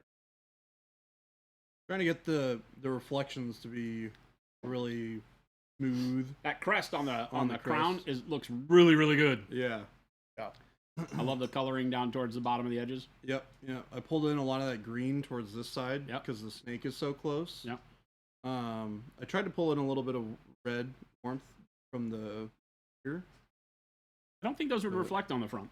I don't think they would either, but It's neat. I needed a little bit of additional color, and I think it contrasts Yeah, it's nicely neat. against the orange or against the green. We'll see once I get it all kind of polished up I and like it. cleaned up. I like it. But yeah, it's nice because like this reflection's kind of in the spot where I need it to be, which is like slightly just to the left of center, because the light is sort of coming from. Yeah. But yeah, Looking Gouda. I'm trying to figure out the right amount of depth to put into all the detail on her headdress. Because if you put too much, it kind of takes away from this effect here. Yeah, I think just find Just a couple subtle. of places in the engraving to do your brightest reflections, Yeah, you know, so that you pick out those spots. and not put a lot of shape. Yeah, I don't know. I mean, the way you have it right now is brilliant, and then just pick out some of the embossed detail with the brightest highlight.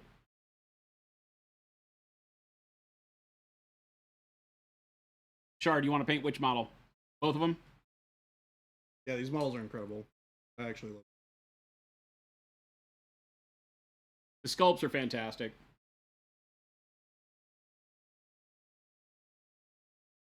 Jen's got you covered.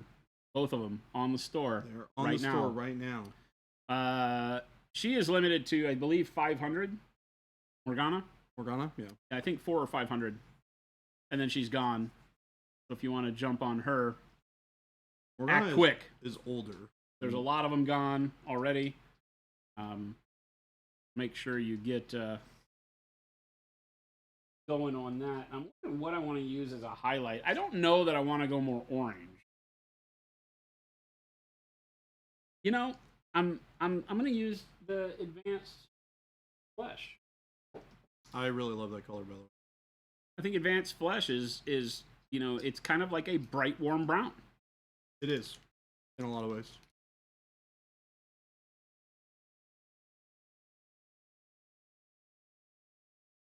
Paint liquor, I got mine. I'm gonna paint her hot pink.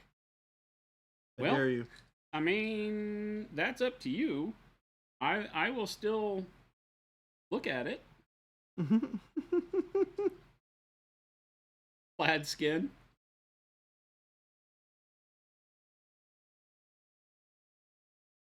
You insane bastard. So true. There are some insane. You insane bastard. Yeah. Advanced flesh tone works so good with the warm brown. Look at that. It's just the right jump in value. You got a very dark color with the warm brown, and then you hit it with the advanced flesh. This is going to give us a really neat shine. Oh, I love that warm highlight on the left and that cool highlight on the right.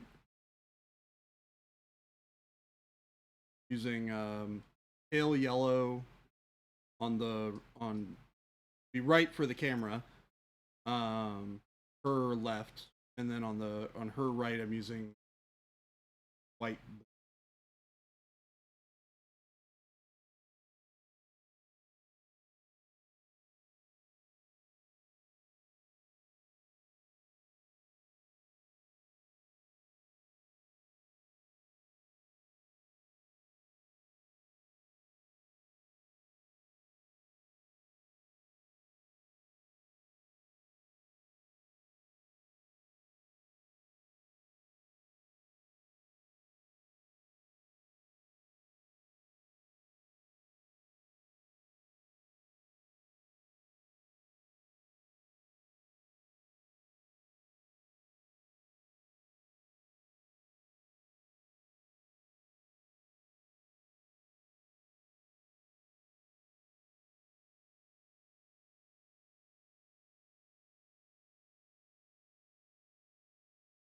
Definitely the right color choice. The advanced flesh gun. Yeah. It's just Flesh too tone. easy to do from warm brown into this.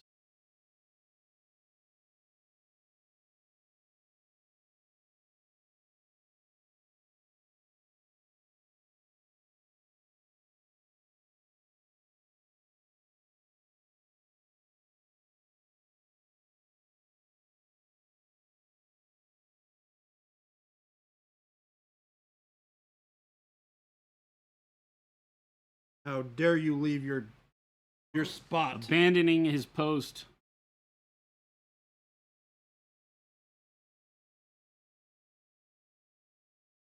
Bathroom breaks. Quitters. I was smart and I took a break before.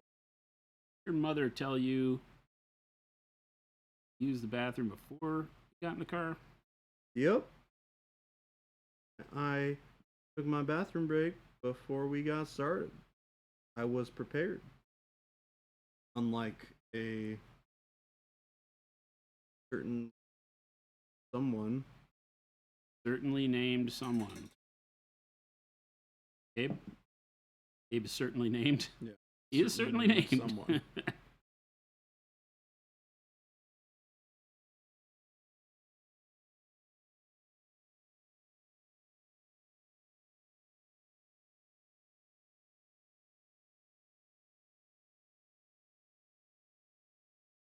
Hairdo, what's happening? Hairdo. Paint Liquor, you accept my challenge? Fine. Gauntlet has been thrown. Painter Pink. I want to see it.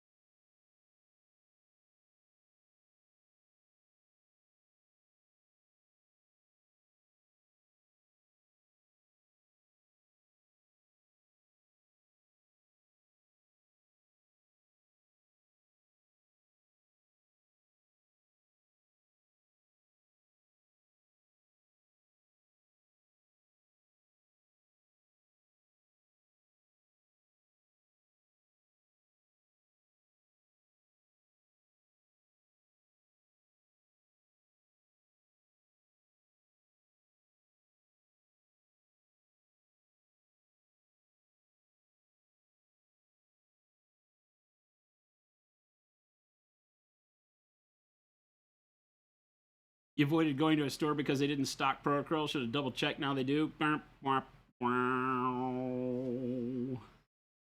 More and more stores every week, it seems. It's so true. We're signing up. The guys are doing a great job as fast as we can get them in now that we have display racks back, especially.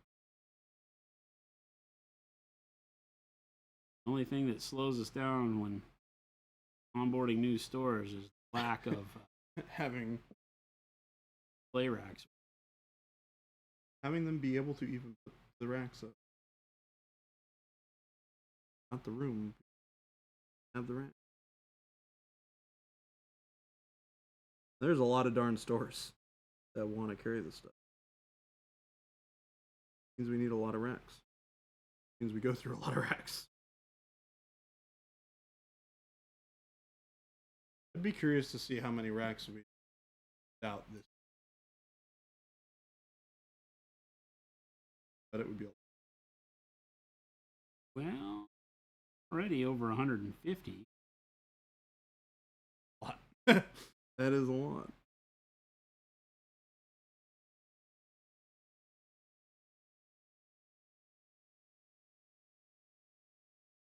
I don't know, chat, would you classify that as a lot? Because I would classify.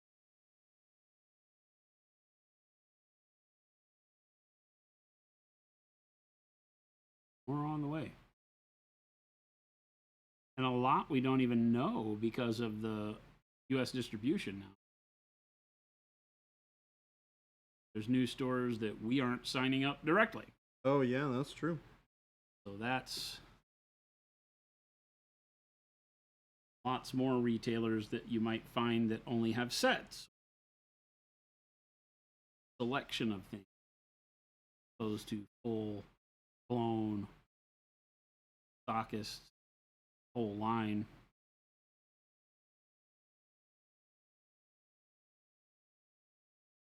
Gabe survived his ordeal. He is back. Everything come out all right? You could say that.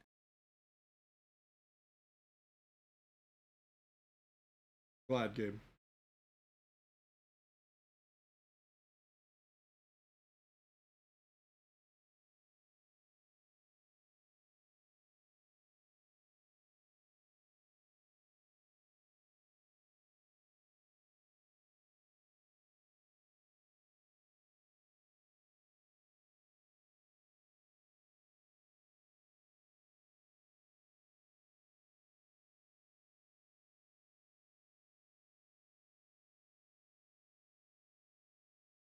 That looks. You. We're just kind of right now just grabbing the upper reaches of all of that. Yeah, that advanced flesh tone.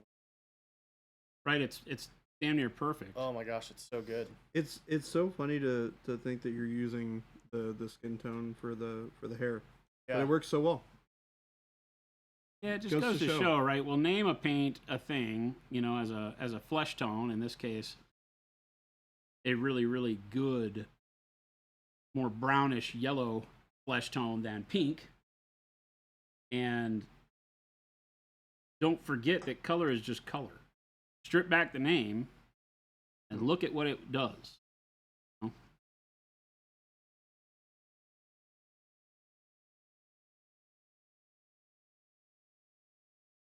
I like using flesh tones as highlights for red. A lot of people get stuck in that, you know, orange and pink range. But our tan flesh, shadow flesh are fantastic highlights. When you start blending them in with, say, bold pyrrole, burnt red, you get amazing highlight colors that don't necessarily retreat you into desaturated bubblegum pinks and such very. But wouldn't be the first place you think, you know, because we name it, you know, tan flesh. Like, well, I'm not painting flesh, don't need that color. Forget that it is just a color.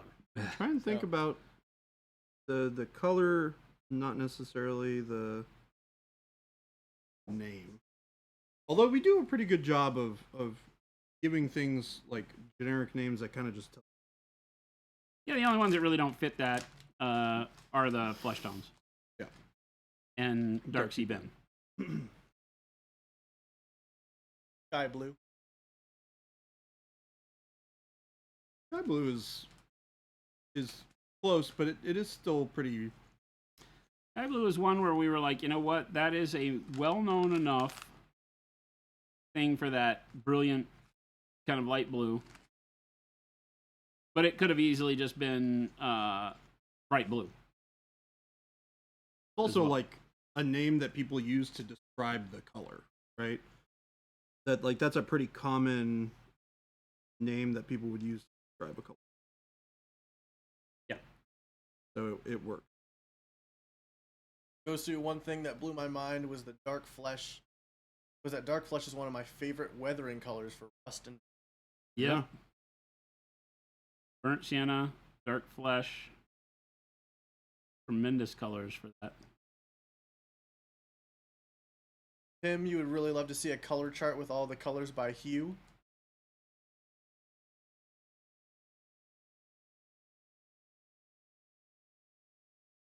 Cool. So you can go on our website and filter the paints. It's not in a chart way, but if you want to just see all of the reds and all the blues and greens, just go to the website, click on the filter, and it'll have in the tag cloud all the color choices. And you can just grab whichever color you're looking for, and it'll list them all out there on the shop.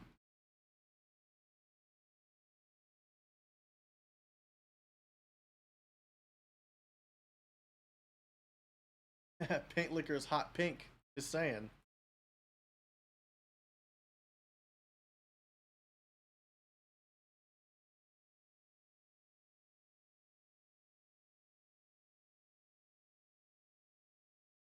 Next question is, what's the top highlight?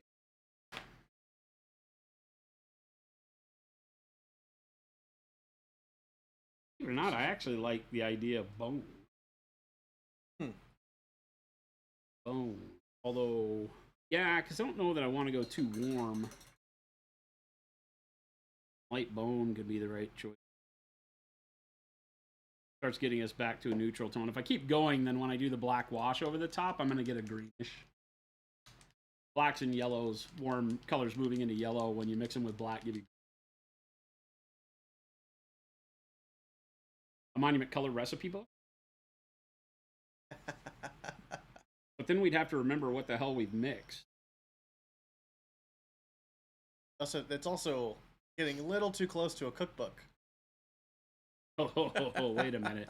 Recipes. we They'll don't- be like, wait a minute, we you don't told us do not that. to eat the paint. Wait. You told us not to eat the paint. Now you're making cookbooks. That's actually great. I love that. Tell you what, we're definitely not. Yeah, I making come in cookbooks. tomorrow and Jason's like, all right, Gabe, we need you to make a cookbook.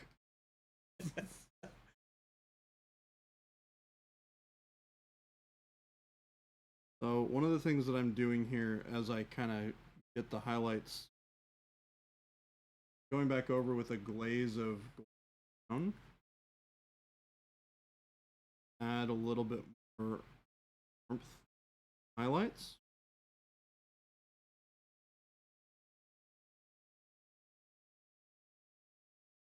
Up here.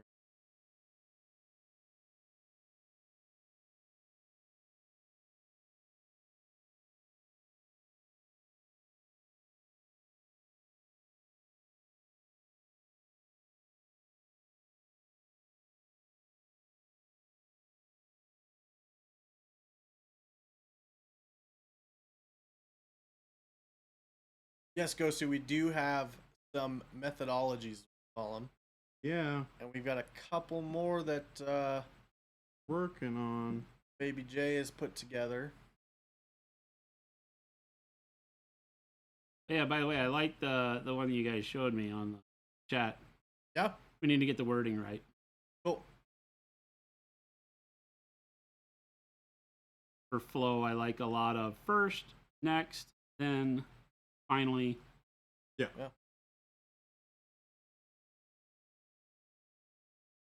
Yeah, I think that was the choice. Bone.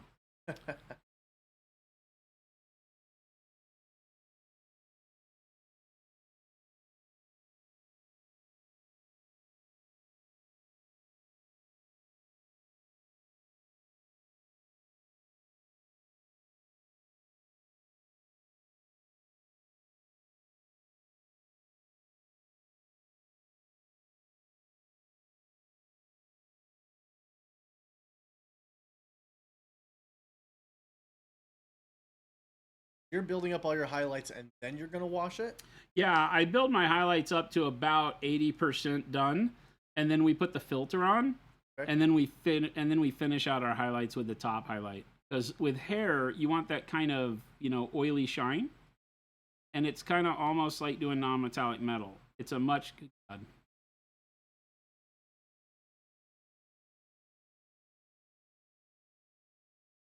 It has a real big jump in brightness. And so in order to pull that off, what I'm going to do is over brighten these first highlights. Then we put the filter on. Then we do it again. Because the filter will darken these up, but give us a really good staging of color in the midtones and shadows now. Because everything you see me painting will be a midtone or shadow.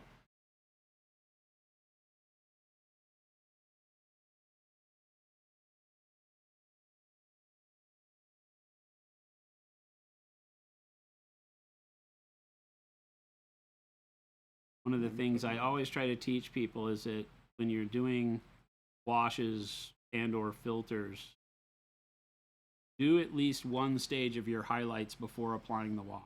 You will be so much happier with the outcome of the whole thing if you do. You're gonna do your final highlight in bone again? No, I'll probably use white blue like I was saying. Oh, right. I'm picking a highlight here that doesn't have to be the highlight color only because of the fact that it's hair. Yep. Right? And because ultimately I'm doing black hair. You wouldn't know that right now. You could just follow along with what I'm doing here and get a really neat brown hair. It would be too bright because I'm not doing the highlights that I'm doing. This is the hard part to understand. The highlights that I'm doing right now are like highlighting anything, not the material that I'm doing. Then I put the filter on, then I highlight to the material I'm doing. Got it. What I'm doing right now is I'm creating all of those mid-tone transitions, even though it looks, they're obviously lots brighter because I know we're going to put black over the top of this. That's going to bring the hue back to black. It's also going to dump all of these highlights and midtones into my shadows and midtones. I won't have any very dark highlights.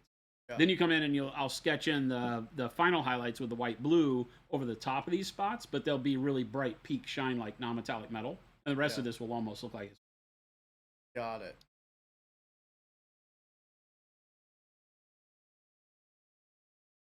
Yeah. Pop on chair cam. I have. There's Mr. Masushi.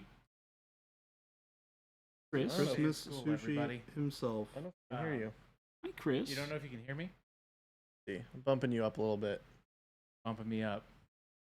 Bumping It's a very short visit, but I have 2 questions for Jason. First of all, can I use your Glotkin in my battle tonight? The answer is yes. It's great. Now, the second question, do you have sticky tack for the base Yes. Sticky tack. so that I can stick it on the base and not have to glue it?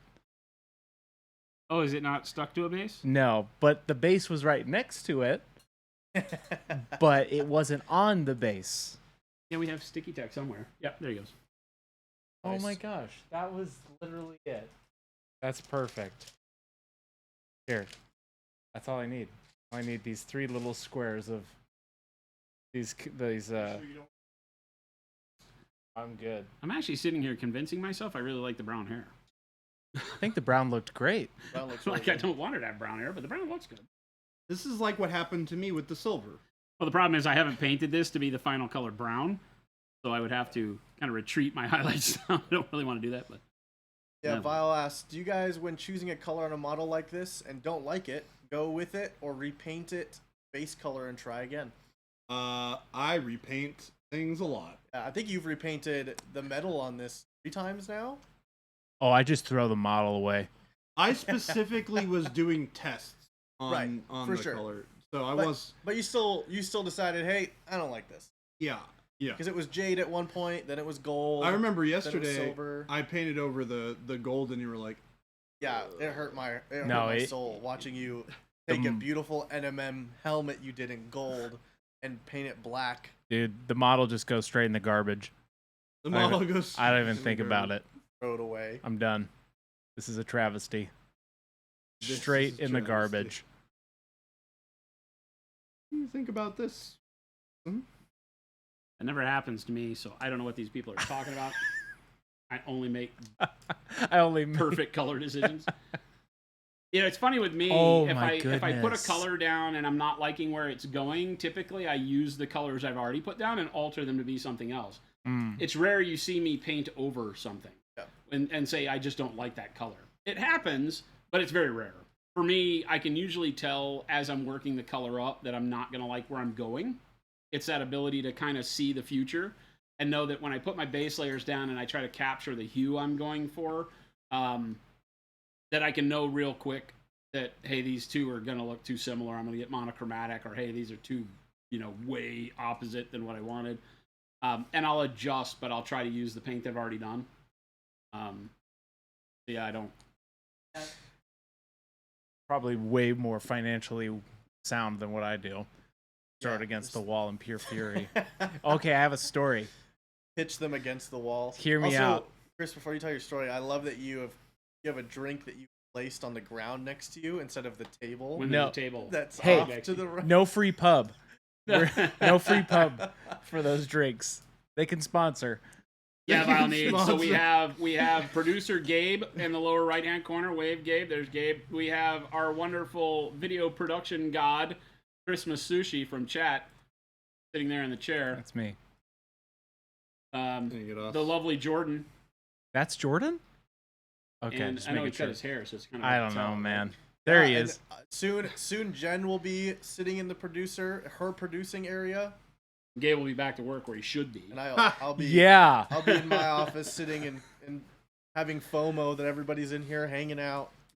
Like Gabe normally sits at his computer with his headphones on, watching the stream while doing his work. Yeah. And he's always piping in and making sure things are good. But he full house. recognizes the outtakes and the things that are going on, and Gabe publishes all of our videos to YouTube and takes care of all the videos that you see. The haircut seriously changed his look. It really did.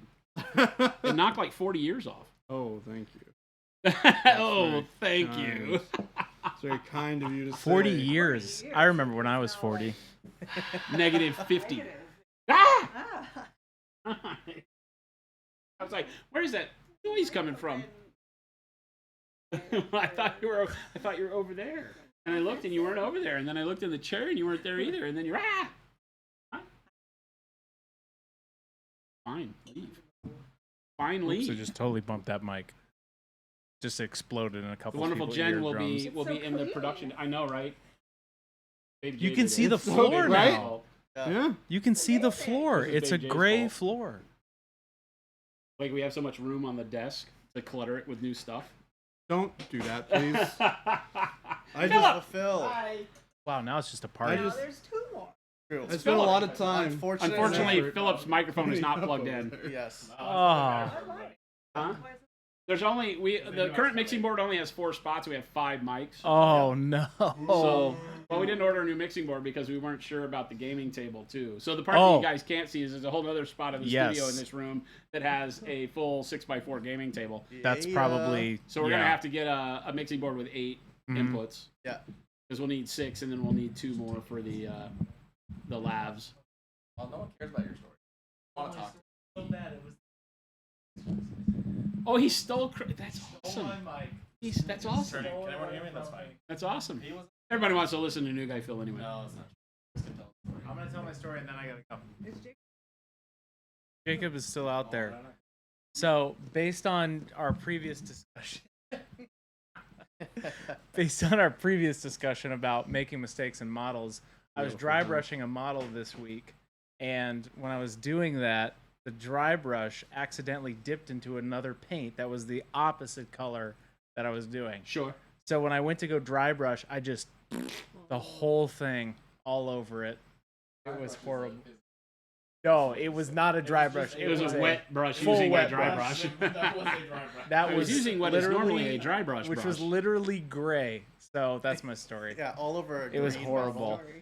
Big That's blob of green back. No, it was not worth it. It was so upsetting. That's Wow. it. That's all I have. It does look so I know, good. I was right? so when they brought it pissed. in, I was like, "Are you We kidding me?" have to keep Yeah. Here, you want to see some Gabe more? brought that in. Because I found some more. I don't want it. No, I'll tell you. No, that was it. No, no more dumb. We were talking about throwing.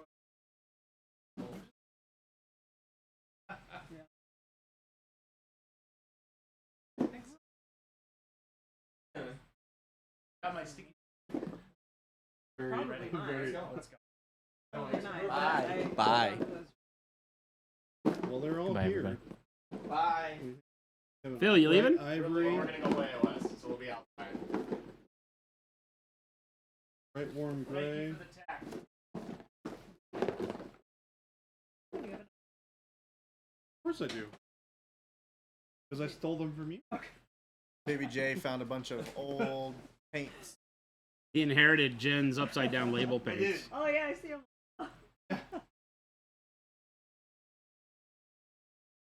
You can have them back. We just got to replace them.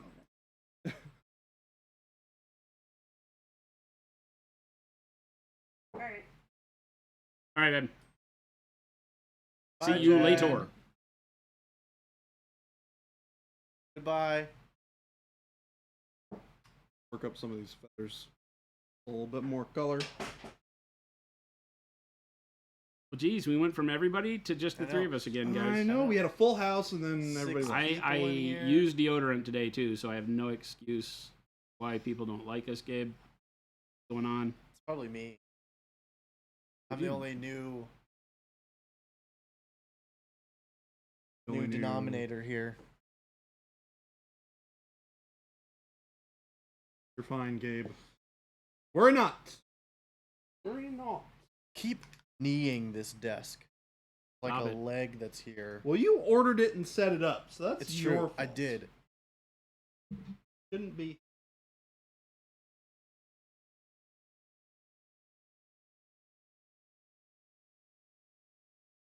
Gosu said gaming table for stream.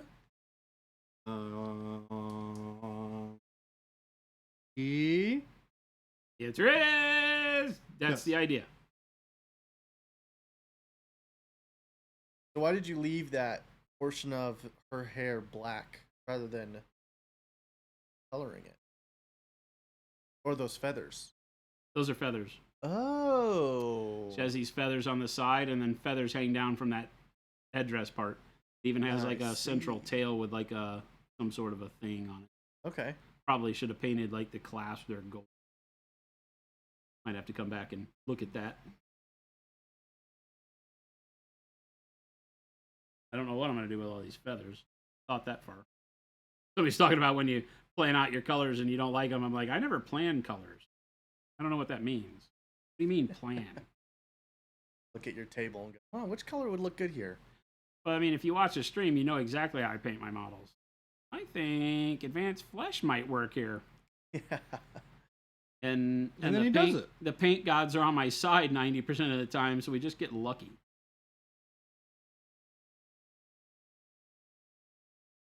Ultimately, that's all it is. You get lucky. So just appease the paint gods. Sacrifice chicken tenders twice a month. Why would you have to sacrifice chicken tenders? The sacrificing chickens is frowned upon. Yeah. Checks out. Yeah, yeah. I think you People nailed look at it. you funny. Yeah, I think you Goats nailed and it. chickens and other live animals tend to piss people off. So you just sacrifice the chicken tenders. We obviously aren't doing anything untoward with chicken tenders.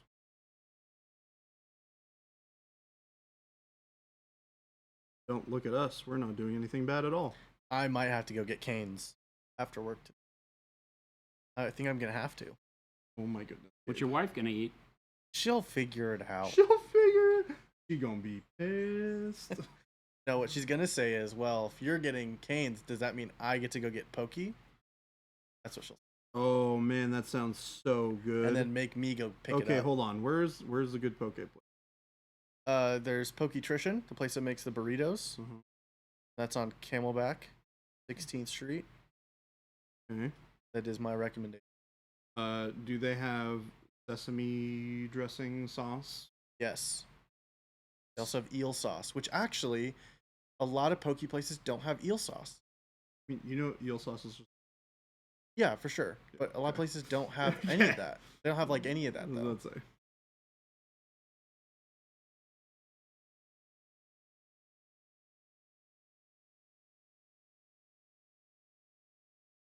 I think the reason that they have it is because they're more of a sushi restaurant than a poke. Yeah. Yeah. That's a sauce you. Yep.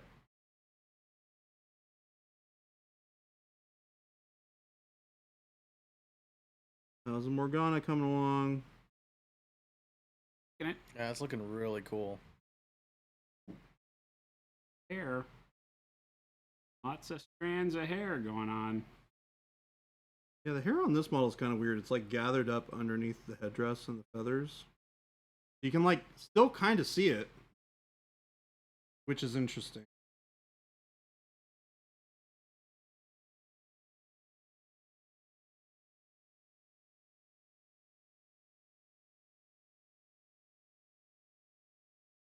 Kind of adding a little bit of rosiness to these cheeks with some glazes of dark warm flesh, burnt orange, or I'm sorry, burnt red, thinned down to a glaze. Kind of glaze back into the air. That warmth should be.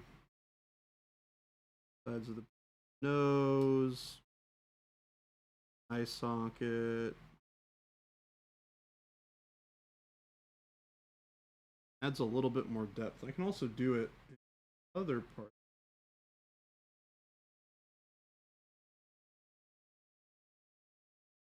Wash time. Canes, garlic bread, and sweet tea. Blech. Sounds so good. The chicken tenders are good. I like them. Yeah. Have you had their sweet tea? Being from Texas, I'm not a real big sweet tea fan. I got Wait. sweet tea'd out as a kid. Okay, I I was about drink to say, non-sweet tea. isn't that a thing that's like very popular down there? Oh, God. Didn't you have it at the barbecue joint? No. No caffeine.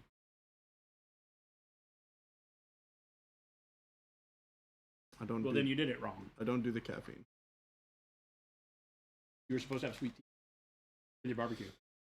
Next time. Add lemonade instead.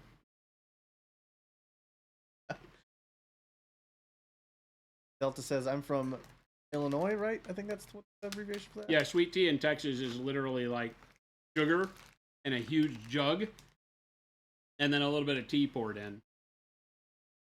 We have the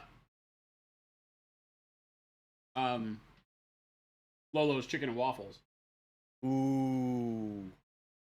We should make a lunch meeting soon, Yeah. and we should grab a bunch of us and go eat Lolo's. Yeah.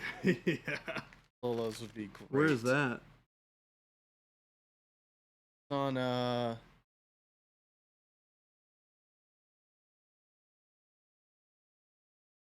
where exactly? Thomas? Hmm? Thomas something? What Where about Lolo's is? Central and where it turns back into like First Avenue down by the 17? Okay. Okay. I think there might be Way south of downtown. might be two of them. I might There's be a thinking bunch. different one, yeah.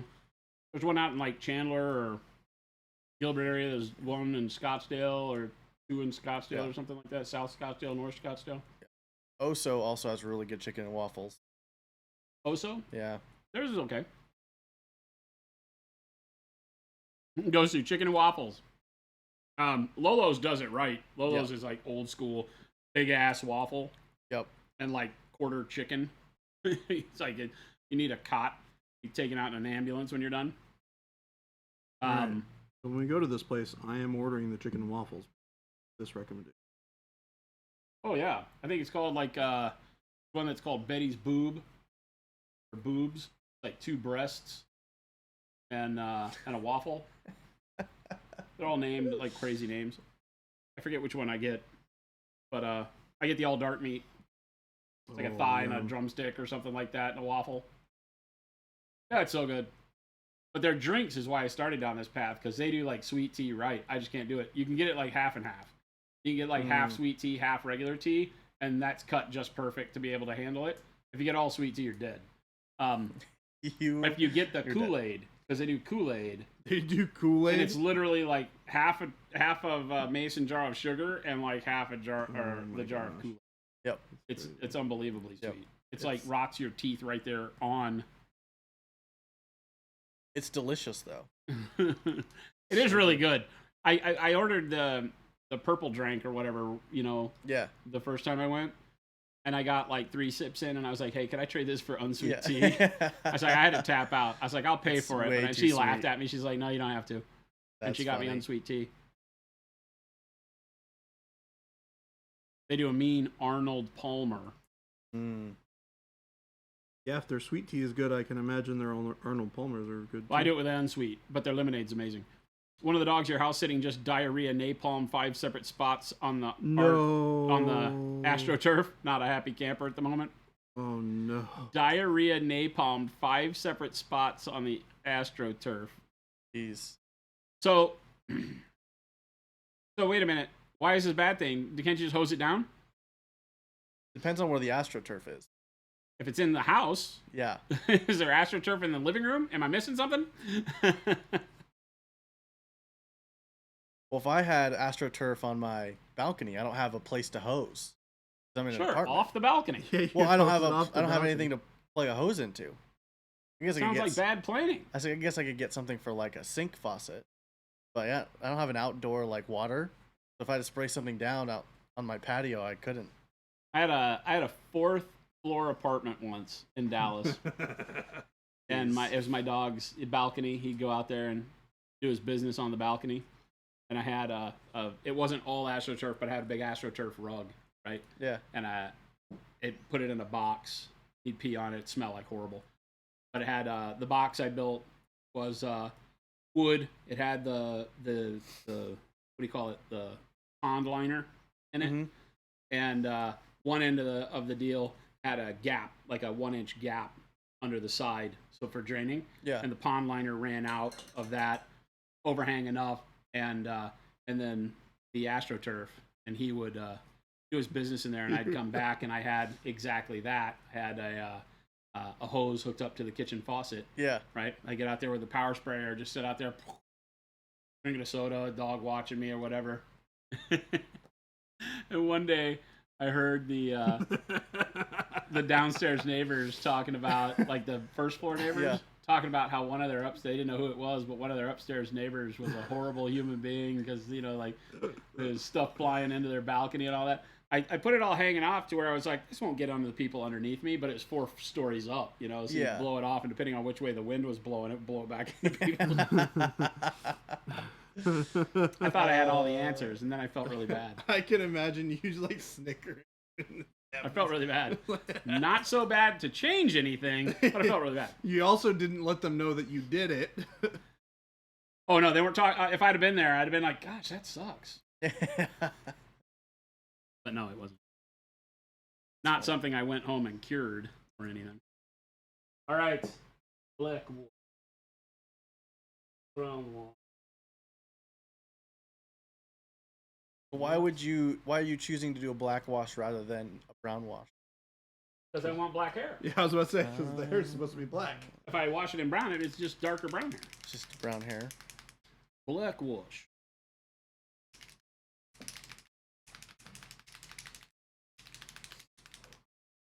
Normally do the wash in a cup rather than cup. Sometimes I I lost just take the old cap cups. off and dip my brush in the bottle. Yeah, it's also a good way. But you can't see it.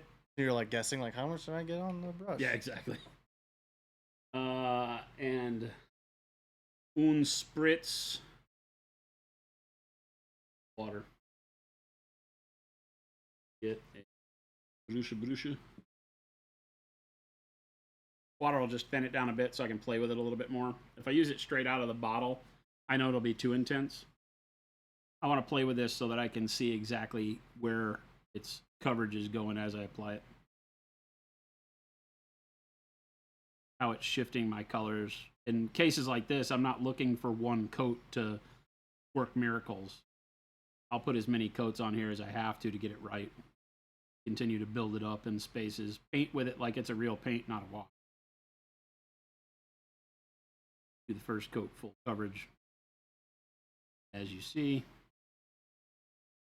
So, in my experience, washes are notorious for taking a while to dry, especially because you're just going to be, especially if you're going to do a second coat of the wash, because then it just waters it, just gets it activated again. Is there a way to dry it quicker? I don't like to add anything to speed up drying. I don't like hair dryers and all that. The paints are intended to just cure over a span of time as the water evaporates, and evaporation creates heat, and that heat polymerizes the medium. The acrylic turns it into the finished form of plastic, for better term. But our washes dry pretty quick. The bigger problem you'll have is if you just glom them on, right? Like I said, I'm not a big fan of wash painting the way that we typically think about it, where we just put a crap ton of wash on real quick, I do like this. I do more of just a regular paint coat first. Yeah. And then look for it to go back in and do a second coat. And because I've done it like a normal paint, you can paint over it just like you would a normal paint. So my first recommendation would be to just use less on that first layer. And it'll dry more like your normal paint will.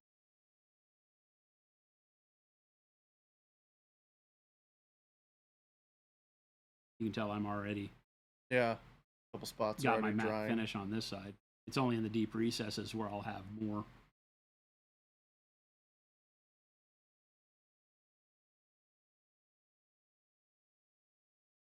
Yeah, there's been too many times where I'm like, oh, I want to do another coat of this. Like, it looks dry, and then I start adding more, and it like pulls away like half dry wash, and it leaves that weird stain where it was. And definitely want to avoid that. Yeah. Kind of just have to let it sit and be completely dry. Yep.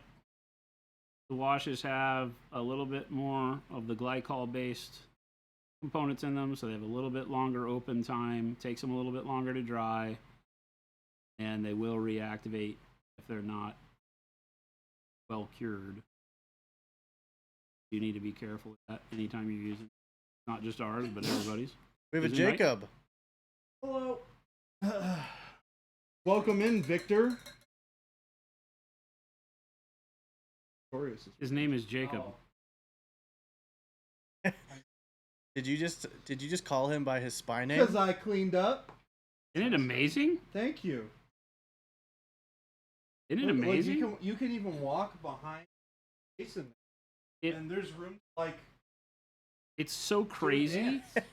The room feels professional because it's clean. Yes. The production desk area is nice. Yep. It feels like we know what we're doing. I around did here. with my I know we bare don't, hands. but I was like, we're getting there, but you know. I know we have no idea what we're doing, but it makes it at least easier to pretend like we do. Join us. Sit on the chair.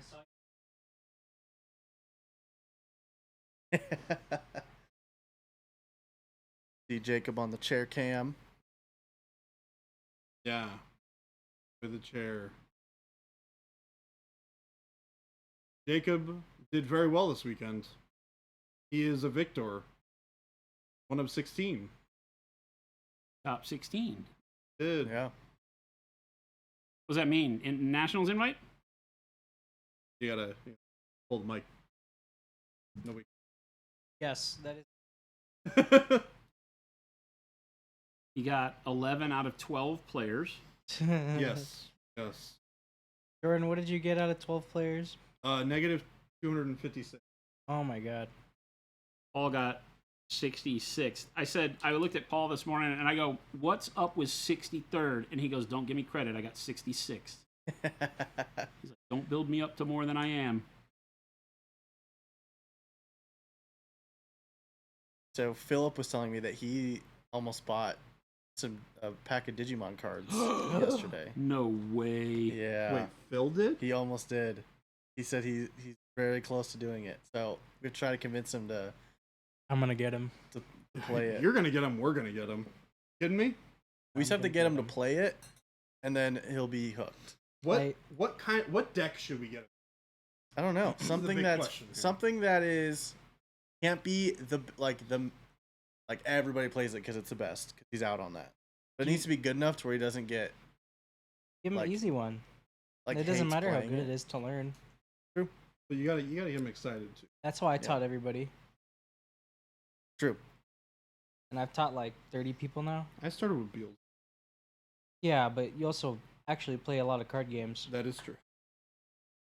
It depends on how many card games that person has played and what level they are, See how much darker it's What- making? You look at that braid what they're familiar Mhm. with. Oh wow, that looks great. after it starts drying. Yeah. You see the back? Oh my gosh, that looks so. Look at that versus the top of the head there. Still keeps all of our highlights, which gives us all of our volume. Yeah, Gosu. They went to go to Digimon regionals. They went out to go play. I think for me, I just wasn't. I didn't. My heart wasn't in it. I don't think. Jacob, you can probably confirm or deny this, but I just don't think I was. So the day before the event, there are 5 of us there. Paul and Jordan are saying, "I don't expect to do very well, but I'm not gonna have high expectations, so I don't disappoint myself." And I said, "That's dumb. I'm gonna win." That's dumb. I'm gonna win. And here we are. Yeah, and here we are. Yeah, I don't believe in the whole let's go to Texas to lose thing. Or let's go to Texas to not care about the event we're going to. Go win the game. I mean, I was perfectly happy going to just hang out with my friends and play Digimon. Could have done that here, so that's a lie. That's very true. That's a good point. There's something fun about going on a trip, though. Yeah. You know, Yeah. getting out of town, getting a hotel. The hotel was actually very nice, to be honest. But there's something even better about going out of town with those same friends and kicking everybody's butts and being able to go, that's right, Phoenix, bitches. Yeah. We used to do the same thing, travel Well- around. None of it. We would do the ready break before we'd go For- into the qualifiers, and we'd talk to each other after every round, and we'd be We like, did "How do you that. doing? What do you need to do? Oh, I'm seeing this. What else should I do? Oh, sideboard this." you We know? did that. That did happen. I will say, in November, I'm gonna have a different attitude. I So- Oh, really? Oh, the next time I go to a Digimon regionals, I'm gonna practice my butt off. Why did he just yell at you? Don't worry about it. What? I'll tell you later. You probably liked it.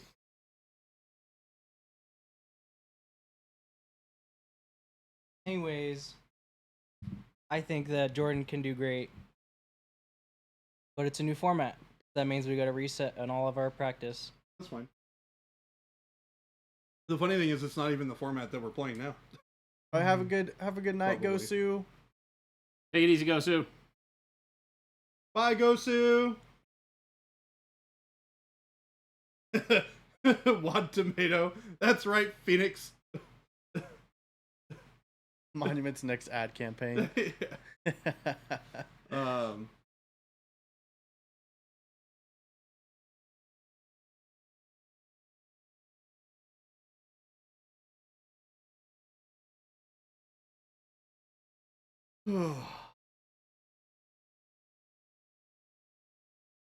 Sure. Well, I think needs a lot of work yet to be done on this model. The model's very large. Very large. Very large.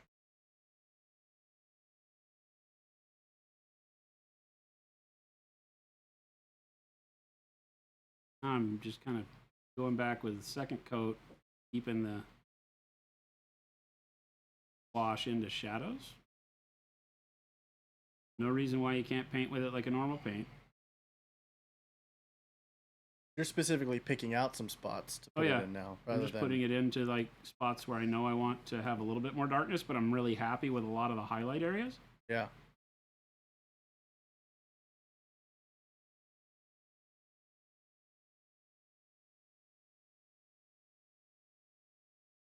I'm gonna take That'll a break help for boost a her. lot of the value in getting darkness into those shadows. Phil for hang out on the couch. Talk about.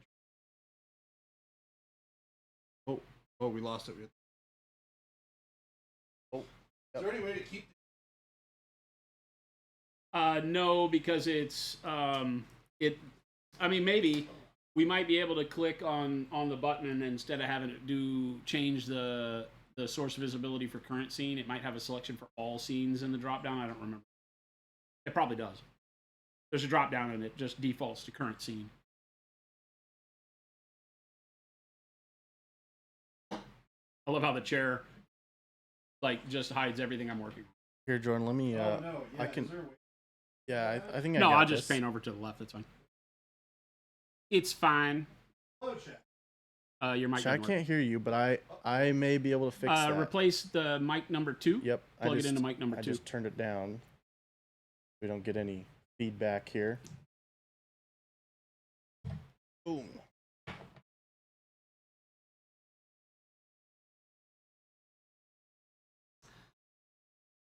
What do we think of the hair, chat?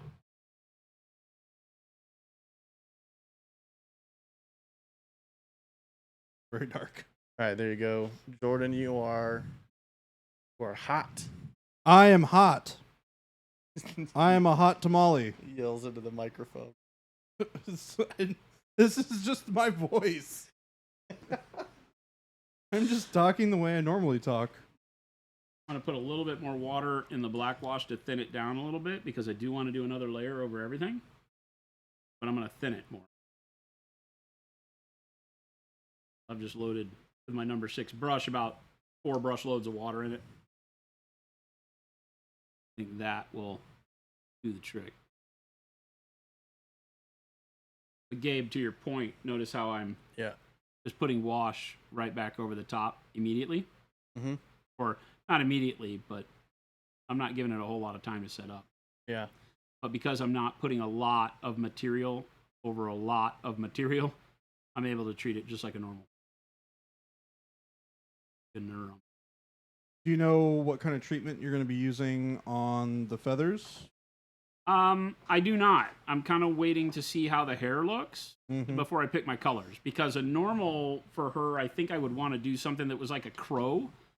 Yeah. Like raven feathers. Yeah. You know, but I Mhm. want to see exactly what our black winds up looking like, you know, or our brown hair before I make that determination. Yeah. I mean, I think raven feathers definitely are the ones that make the most sense for sure. But you could definitely go with some interesting, like, I can make them white. yeah, you The can other make them thing white. I was thinking about is doing white. Yeah, white would look great. White with kind of that gray black lining. White with the gray. Like gray black banding to the feathers. Yes. Yeah, you could do that. I was also thinking you could do, the more typical kind of like cream feathers with maybe some gray and black speckled in. That'd be kind of nice. Any choices? Mm-hmm. I think it would look really nice with some of the warmth that you have in the highlights.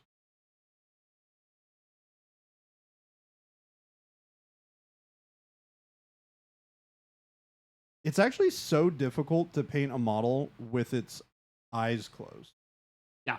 It's such an interestingly weird thing that you don't think about. Because I'm like, I don't know how I would approach that and make it not look funky. I'd have to try it a couple of times. But it is definitely a challenge. What makes it so challenging? I think because we're so used to looking at models and seeing their eyes open, a lot of us, and even people, we're not used to seeing what people's eyes look like when they're closed. So you don't have a lot of reference points in your head of what it's supposed to look like. So using reference is helpful. Makeup helps cover it up a little bit as well. For me, the big thing is the expressiveness of the eyes is such a huge portion of what a model's face ultimately looks like. And when you close the eyes, that's why I had to go through and paint in the eyeshadow part, just with, even though I just did it really, really quick with the, I think it was the brown gray. And I just did it, super fast because I needed to not have that big blank skin where the eyes should be feel, because it just changes the way we think about coloring the face. The shadows in the eye sockets are a big delineator for how a lot of color and value moves around the face. Yep.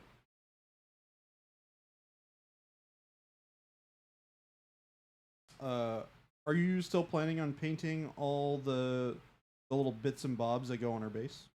Yeah. Yep. Got some pretty neat stuff that she comes with, like a sword, a helmet, I think like a skull. Maybe. No. Or it's not a skull. You moved them all, so I don't know where they are. They were on your palette to the left. I don't know. On my palette? Yeah. I put them to the far side of your palette, and I grouped all of the parts for the resin, like the chalice from the Death Knight, stuff like that. That all on your. There's nothing on my palette except paint. Oh, they're over here on the center thing. Got it. Okay. There's a helmet, a little urn it's a crow. with coals, crow that sits. Got it. Okay. Which I assume is like the hilt of Excalibur. Yeah, that would make sense. Is the intent there. All right, that is what I was looking for.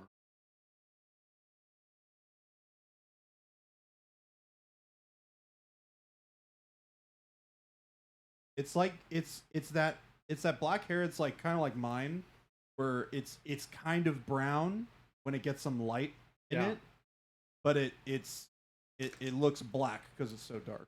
Yeah, and I could go back in and do exactly that, which is put more like using our coal black, and I could go in and paint shadows and my offside. But I really like the way it is now. It is just a deep brown as opposed to black. I think it works very well. My big fear with brown was that it would not contrast enough with the gold that I've done. Yeah. But by using the black wash and darkening it up, I think we've nailed it. So it works really well. It stands out. I don't think with so much brown showing through that my white-blue idea is going to work, though, because white-blue on top of brown doesn't make sense. So I didn't get enough of that kind of raven black back into it. And I don't, I said I thin the wash so I can do exactly this. After 2 layers or 3 layers, I can continually evaluate it. If you'd have done this with the wash straight out of the bottle, you would have knocked it down way too much the first time. So if you don't thin it, you don't get that nuanced ability to kind of filter and add filter and add filter. Hopefully you're noticing that, if we go in here and super zoom real quick, right, you'll notice that the wash doesn't build up. See how it doesn't pool anywhere? I don't get any blotchiness to it. Yeah. Now, granted, it's hair, so it has a bunch of low spots and not a lot of like flat spots like doing the side of a tank or something, right? But it doesn't pool up. It's very, very even. So I'm very comfortable going through and doing this with multiple layers. And as I do that, if I thin the wash, I can control the opacity. I can control the final look a lot better. And layer it up. And my problem is if I continue to do that, if I build another layer on here, I'll lose a lot of these subtle midtones that I've created with the warm brown, and I'm really liking that. So we're just going to leave it as this very dark brown. Cool. Thank you. Would reverse plaid work? Shush. Shush, you people. plaid feathers would look amazing. Bye, Tim, Jacob. you're letting me down. Jacob, take it easy, man. Bye, Jacob.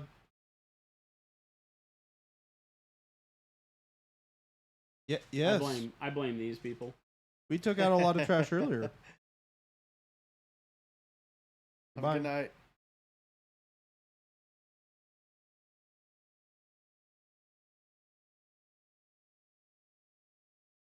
Oh, look at me. Got like a big swipe of wash On right her on her face. cheek, I was wondering what that was. on her jawline. Don't think there's any chance.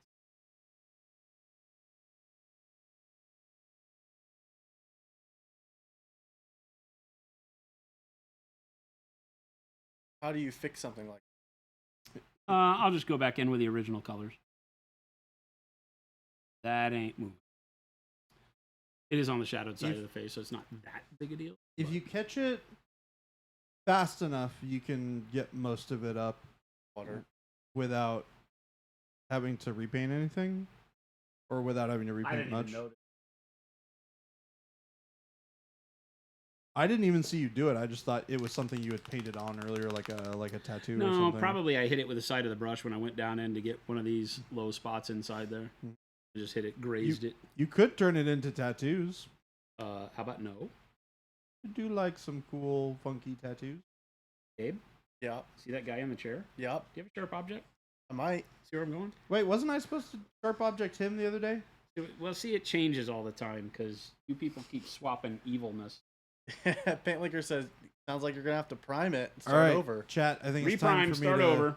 to go back to having Chaos Space Marines as my 40k army. Reprime, start over. I think it's time for a little bit more chaos in my life. Paint Liquor, just realize it. The answer is never hot pink. I'm just gonna let you know right now. The answer is always jade. It is never hot pink. Okay. The answer is, in fact, always Jade. I You are think correct. I think when you have Jen in here, she will object. The To answer what? is hot pink. The answer is never hot.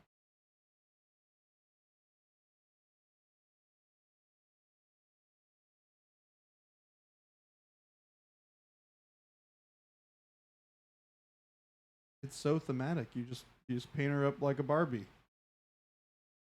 Barbie movie out. Paint it all like it's from It's the Barbie true. movie. I will kill all of you.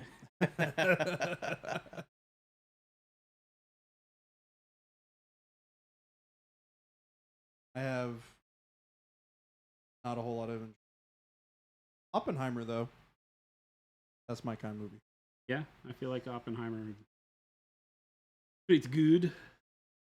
The kind of era, like World War II era movie I'm a fan of. I like Cillian Murphy, and turns out Christopher Nolan's a pretty good director. I Yeah. like a lot of the stuff that he's done. His last movie, which I think was Tenet, was the last movie that he did. Okay. I really enjoyed Tenet. Okay.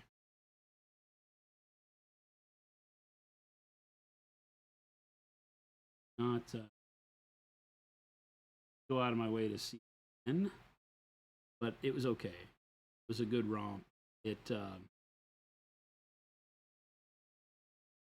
I feel like they wish it would have invoked the same type of feeling that like Inception did.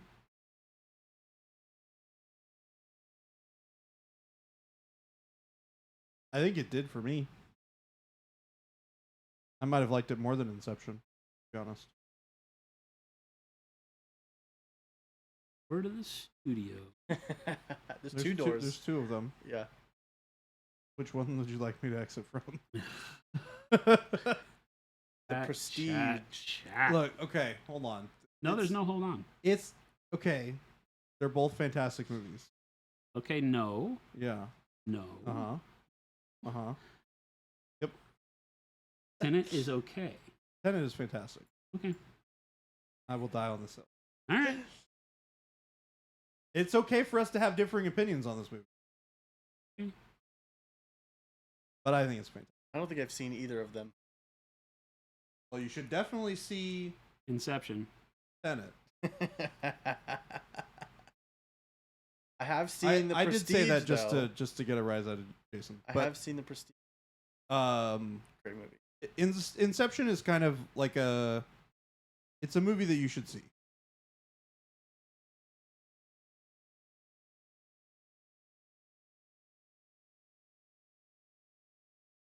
I think when it came out, I was too young to care about it. Inception? Yeah. When did that movie come out? Let's Google 12 it. years ago? Long enough for that. Been a while. Long enough for what Gabe said to be true. July 16th, 2010. 13. I would have been 11.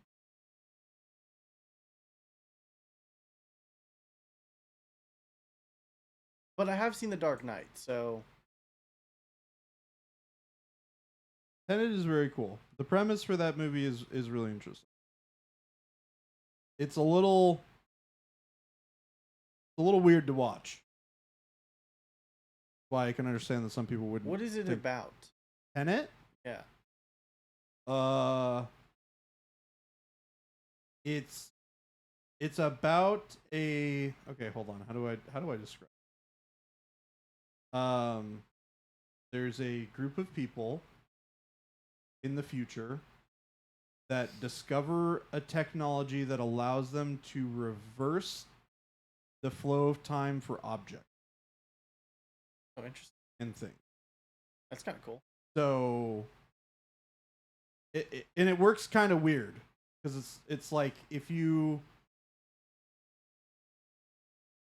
the way that it works is weird, but that's the general concept. And so you can send things back in time by just letting them exist. Their flow of time flows backward. Okay. And so there are people who have this done to them. And so you have people who are moving backwards, like literally they're doing everything in reverse at the same time that people on screen are doing things normally. Oh, weird. Yeah, so there's some like really interesting visual stuff going on, which I think is very cool. It is kind of a trippy watch. Vile said, "What did I come back to? What kind of drugs is he on?" Who? Just Me? Baby He's J talking doing to Baby J you. things. Yeah. I mean, am I wrong? You've watched this movie. This is what the movie is largely about. We're talking about the movie Tenant. It is a weird movie. The movie is Tenet. Nat. Tenet. Was trying really hard to be James Bond with time travel. Kinda. Was it really actiony? Yes. I feel like It has some really neat visuals. Yeah. that really takes you out of the cool world and scenario you've been put in. Is when they make it too. So think about the Action. Matrix. You've seen the Matrix? Yeah. You know, you didn't see it when it was new, No. obviously. When the Matrix first came out, it had some visuals that were stunningly Yeah. like over Yeah. the top because at the time nobody had ever done anything like that. Right. So Tenet has some really stunning visual stuff that hasn't really been approached in that manner before, so Yeah. it makes it cool to watch. Mm. Whereas the Matrix, I think you it had a story that if you were into that would capture you. Yeah. Tenet fell flat on the story, Yes. but the visual and the concepting was really great. Okay. Right? Inception Is an incredible has the masterpiece of visuals storytelling. to do the same thing because Inception was the first one where they did the turning of the city inside of itself and folding, and so they did again a bunch of really cool visual stuff. That was the first time you saw it at that production level. There may have been other movies that had tried it, and so it had some really cool, like huge concepts going on. It laid the groundwork for Doctor Strange. basically. Well, yeah, Doctor Strange ripped like all All the of it. effects off All from of it, Inception, yeah. right? From all the building warping Yeah. and the Yep. world turning inside itself. That was all Yeah. Inception. And Inception again had a story that, and I understand you have to have the want to watch that type of movie, right? Yeah. Because it's a sci-fi. Yeah. flick, right? And very Um, mind bending. Yeah, if you have your like that mind-bending sci-fi and that Yeah. multiple levels deep, because Inception was, it's the secret inside the secret inside the secret kind of a thing, or the twist inside the twist inside the twist. Yeah. And by the time you get to the end of the movie, you've lost track of where you even are Right. in the layers of depth Yes. that they've been going in people's conscious minds, Yep. because it's all dream state based. And so that one's really cool because there's a lot of discussion out in the world about the very end of Inception and what does Yeah. it mean, because you don't Right. get closure. I've heard about the end of the spinning top. movie, the spinning top. Yeah, you so get, I know 'cause I everybody understand has that, but- everybody has their own trinket that allows them To know which- understand where they are, Roots because them in reality. your own brain gets so wrapped up in the reality of this dream level that you're going into, right?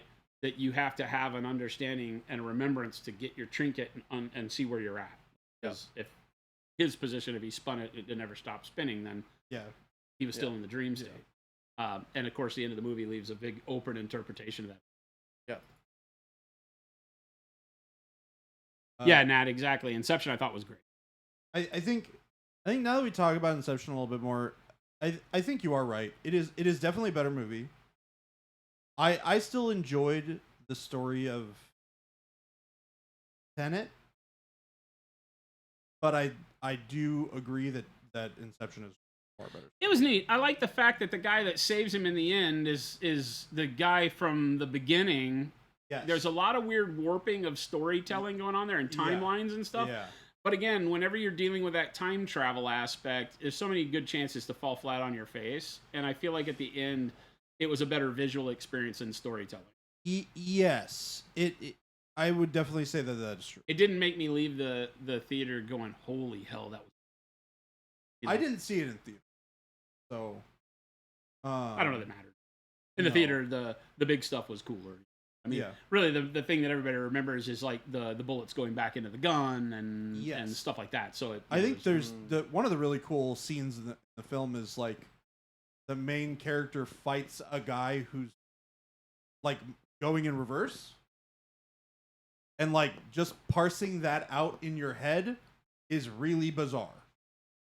So Jen says there was an interview with Christopher Nolan the other day, and he talked about the ending and what it means. Oh, really? I need to watch this. I thought he said That's something cool. to the effect of it doesn't matter because by the end of the movie the character is in a place where it doesn't matter. Like it doesn't matter if it's reality or not because the character has gotten closure. Which would make sense. Yeah. Interesting. Yeah.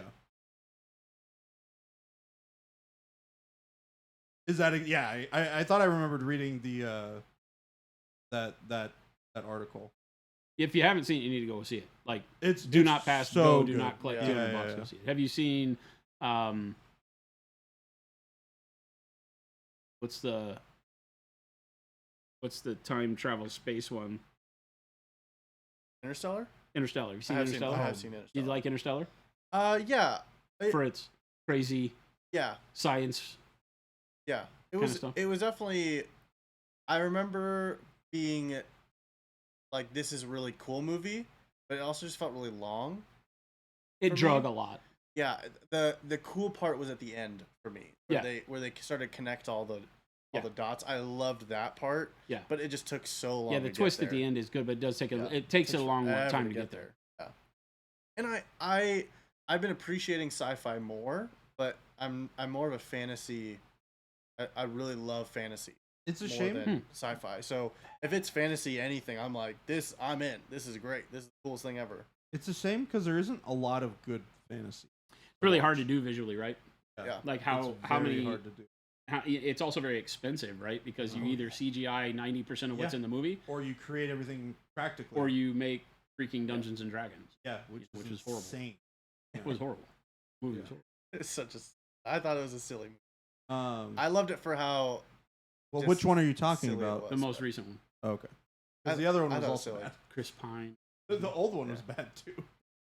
I like The Yeah. Witcher. I love The Witcher. I'm super bummed that Henry Cavill's not going to be Geralt anymore. But I liked a lot of I the thought it was aspects cool. of The Witcher. I feel like it, you know, I didn't know a whole lot about it going in because I had never really played the video games and I hadn't read the books.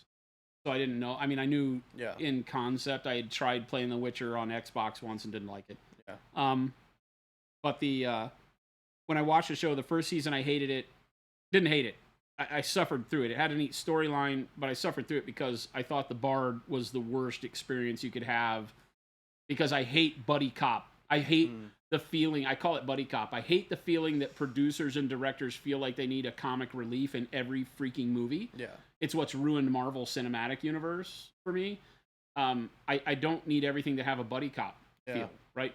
Like, I really liked Shang-Chi, right? Master of Kung Fu is what the comic book was called, right? Yeah. Shang-Chi, Legend of the Five Rings. I thought it had the chance to be a really cool opening into the Marvel Cinematic Universe for that weird, back, dirty, like, Yeah. Ronin type of superhero, and it had a comic relief. It had that horrible, horrible human being, Aquafina. Oh my God, she's horrible. Ruined the movie for me. Yeah. But see, so for me, it's like that really hurts it, to my personal enjoyment of movies, and I didn't like the Bard was horrible. In the second season, it was neat because you said it was weird because the Bard in the second season So was too dreary and too droll. yeah. So I have a completely 100% or 180 opinion on the first season. Yeah. And I think that, well, first off, I think his character is supposed to be that in the story to begin with. Yeah. It's not like a character that they pulled out of thin air to be this comic relief. Like, he is. He in is the books comic and the relief games. in like the he story. always is. I don't care. Which is I don't great. think that everything needs that. I think Yeah, it's a yeah, very. yeah. I think it's For a. sure. I think it's a very lazy way to create content is to have a laugh track that you put in, right? It's like, because that's what it is. It's like, this is, if you got to tell people this is the part that's funny by having a comedic extra in it, then you're doing it wrong. I think that's just me. I don't like that. Right? Well, to defend a little bit of the decision making here, I think the whole point of his character is to contrast Geralt, because Geralt is supposed to be a very dry and like dull sort of character, and the fact that they become really good friends is a very interesting thing in the story.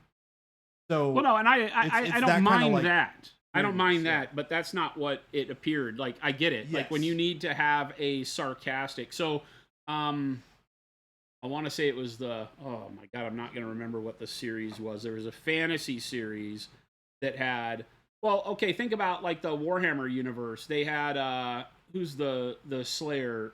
Gotrek? Huh? Gotrek? Gotrek and Felix. Yeah. Had that relationship too. Right. Very dour, very sarcastic. Yeah. But he wasn't comic relief. He was that way all the time, and that was his character. And it wasn't about creating comedy. It was his view on life. The Bard was just comedy, the way they produced it on television. It was literally like you brought Kevin Smith in to be an actor in this movie because he's a comedian, right? As opposed to, here's this person who just has a lighter take on life. Like, hey, lighten up, big man. It's not all as bad as it's going to be. When Han Solo to Luke Yeah. is okay. yeah, That wasn't comic relief. Yeah. Yeah. But it made a lighthearted, mercenary, happy-go-lucky, Right. and this stupid, dour teenager yeah. who was too serious about everything. Yeah. Save the girl, get the prize, be the hero, and here's the Han and Chewie Yeah. given the laugh track, but it didn't feel like a laugh track. Right. The Bard felt like a laugh track. Yeah. There was really, you could have cut him Definitely. out, and the show would have been better for it, I think. But in season 2, and to your point on season 2, in season 2, I thought they had a better chance with him because he still found some sarcasm in his depression. He Yes. still had that kind Yeah. of funny side, but I thought they went too dark with him. I think it was, you wound up being like, get over it, dude. He feels like a different character. Yeah, because from season 1, you're like, get over it, dude. Your feelings aren't that important here, Yeah. right? Because they just made it to where it was like 180-degree flip. Oh, you were mean to me. so now I'm going to be a totally different person. So it was weird. Yeah. But I mean, I like the show, and going back to making fantasy stuff, it's just really hard. Yeah. I don't know why it's so hard. Yeah. But There's a show that was, and I'm horrible with this stuff. There was a show where there's a rift that's like hell. We've talked about it before. That separates the two parts of the continent. And in order to get through it, they sail ships. Something and Bone.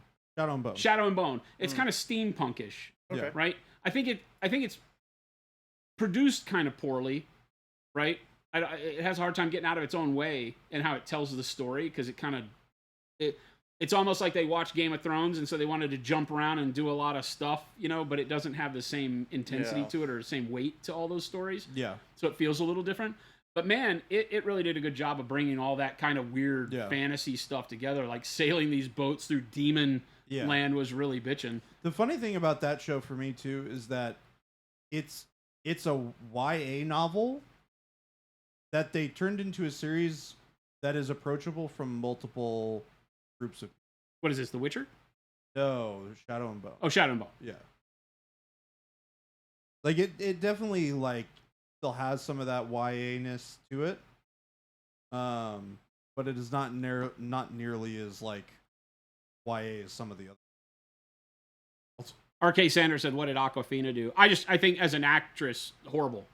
I don't find her characters to be anything I'm interested in.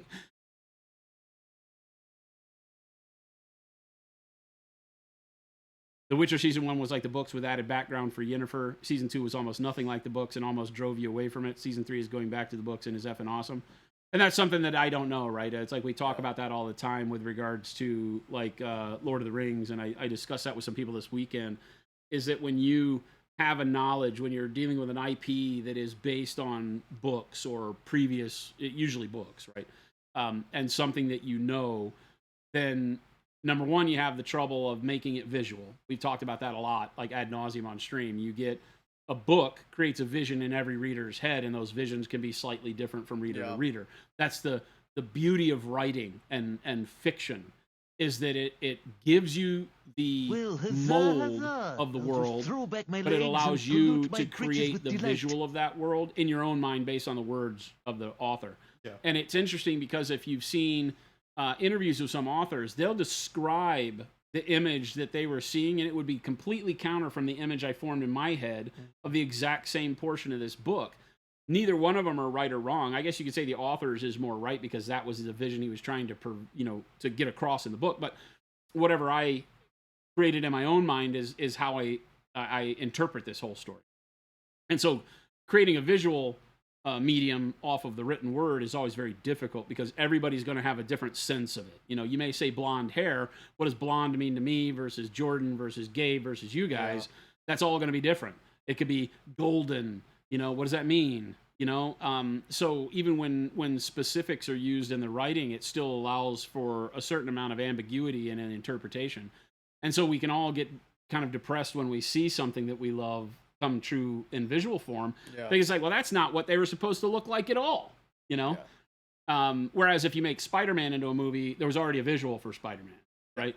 I think that then capturing the movement and the visual interactions of Spider-Man to make it feel like the comic book is the hard part, because comic books are so unattainable in the physics of comic books, right? Yeah. And so, when you look at the original comic book movies, it was so hard for them with the CGI being not as good to make the weight of the Hulk throwing something through a building feel like it wasn't plastic and foam, right? Whereas now it actually has weight, like in the Avengers movies, when Hulk did stuff, you were like, I love it, But when you start with a non-visual, it's tough anyway. And then when you go through and they deviate from storylines, now you've even driven it further. That's why I think there's so much emotion, both positive and negative, around these stories that are cropping up, since it's now, through the wonders of digital technology, it's so much easier to make some of these fantastical things that we've grown up with and loved, like Lord of the Rings and The Witcher and all that visual. Whereas people wouldn't have tackled that back in the day. Yeah. Because the costuming would have looked crazy bad, and spending your whole budget on really bad CGI wouldn't have worked. Nowadays, you might still spend your whole budget on CGI, but it looks good. Yeah. Right? It looks amazing. You know, just look at the first Transformers movie versus the last Transformers. Yeah. Right? And the Transformers, whether you like them or not, because they are still way more technical graphically than like the toys we grew up with, but it's a much better looking movie now. Yeah. And so, you know, we've had this progression that makes it easier to dive into these IPs that we know and love, but it also makes it easier to screw it up for it. And I think you get this big two sides of the coin. You know, you get there's not a lot of fence sitters. You're either on the I love it or I hate it side for a lot of this, because that's not what I grew up with. You know, like me with the Rings of Power. Like, I refuse to acknowledge its existence, but there are lots of people whose first foray into Tolkien is the Rings of Power. Yeah. And if the first thing you've seen about Tolkien is the Rings of Power, it is visually cool. Yeah. There's some flaws in it, like anything, but it's visually cool. And then you get told by people like me, and we look like we're gatekeepers. We're like, that's horrible, dude. Yeah. Why would you enjoy that? And you got to remember, you got to separate yourself out of that, because for somebody who's just finding it, it can be cool. Like for me in The Witcher, I'm the exact opposite. I'm the person that doesn't know anything about The Witcher. So if I watch it and say, that was pretty cool, and you go, dude, that was horrible. You know, I'm like, man, I liked it. You know? Yep. So we all just got to remember that it depends on where you're coming from as to how you visualize that. If I don't know anything about it, like I hate Anne Rice as a writer. She's way too verbose. She can't get out of her own way. The books take forever to get where they're going. She takes 15 pages to describe the engraving on a doorknob. And so I couldn't read it. I tried to read The Mummy. It was horrible. Tried to read Interview with a Vampire. It was not much better. And then I watched the movie, and I was like, the movie's okay. It's old and dated now. You know, when it came out, I was like, it's okay. It's a good vampire story. But there were a lot of people that were very angry about how it visualized a lot of the things in, you know, from her novel. And, you know, and here I was going, it was pretty good. I was talking about this with somebody the other day. I think that the only movie series that comes to my mind that did probably the best representation of the book is the Harry Potter series. See, and I didn't read the books, but I enjoyed the movies. There's a lot, obviously there's a lot that you can't put into a movie. There's a lot that gets missed. But from a start to finish of a series perspective and the way they did the movies, it was like, wow, they actually did this really From everybody I've talked to, I can't say everybody, but from the bulk of people, the takeaway for me is that they nailed the progression of the story. That while there were things that were altered and things they had to do differently and couldn't tell the whole story, even in whatever 7 or 8 movies that they did, that from beginning to end, it felt like the books. Yep. And I thought that was amazing. Yep. You know, I still haven't ever gone back to read the books. I don't feel like they're books written for me. I don't know that I would enjoy them as much. Yeah. Maybe I'm wrong.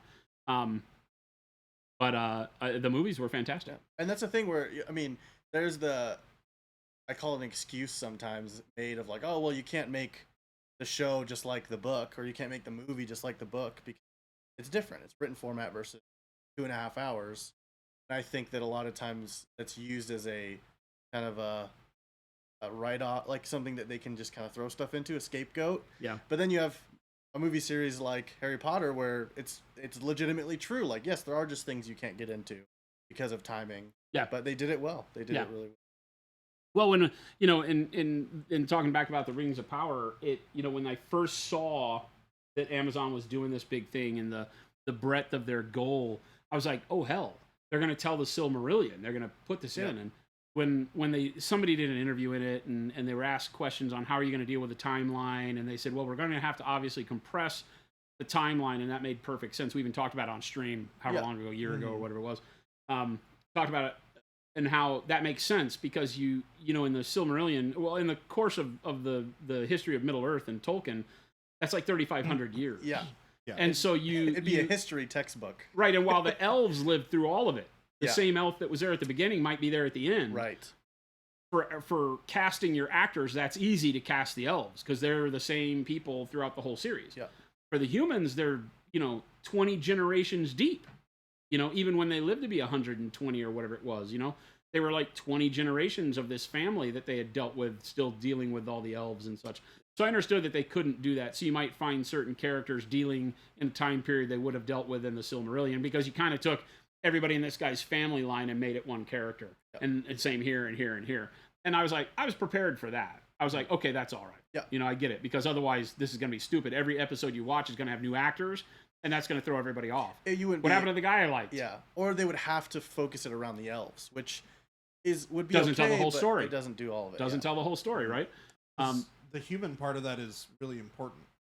Oh, hugely. Yeah, it's Yeah. really, really The Numenorians and stuff was are huge. huge. Yeah. Huge.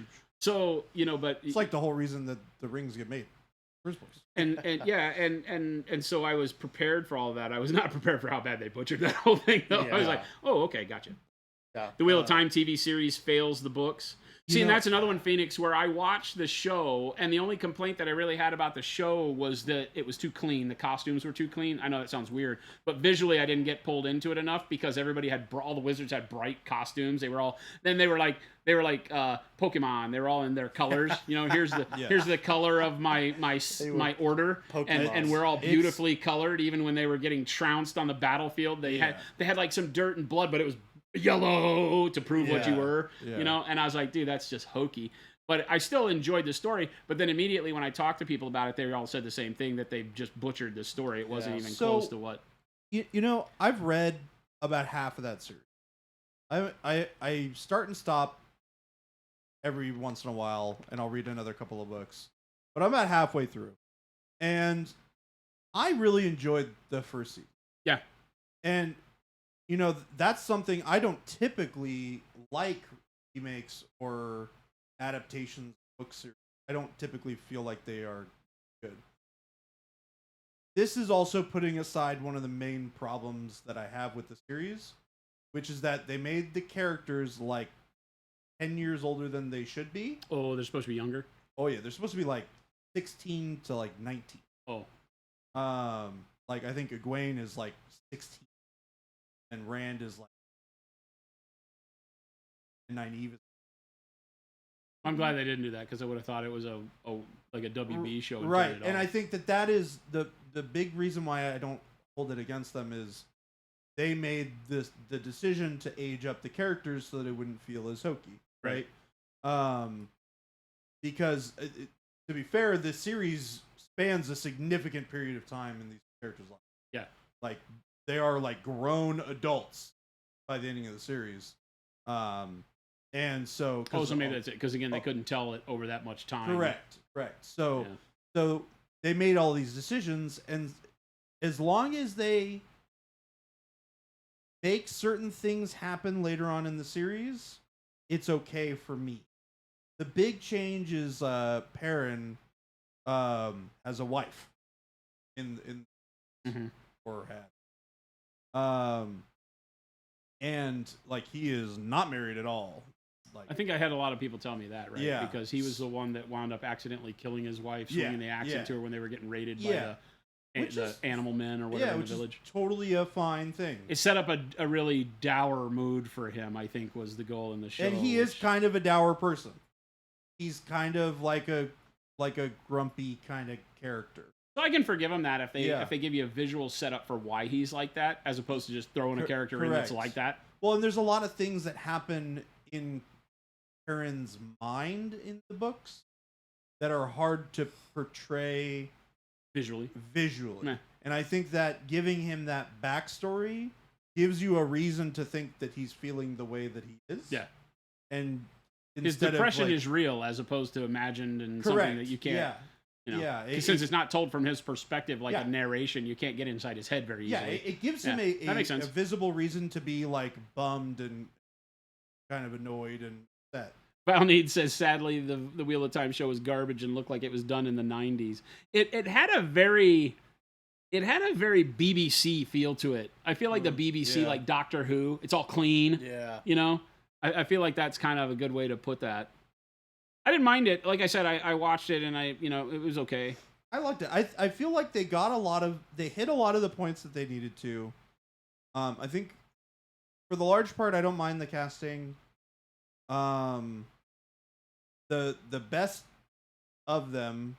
So the interesting thing is the character that played Matt is no longer in the show. He like left the show randomly. So, and this is another part of the season that is very relevant. His character left. Like he stopped acting halfway through the show, which is why he's in very little of it. So there's a couple of things you have to take into account, right? This movie was shot in the middle of COVID.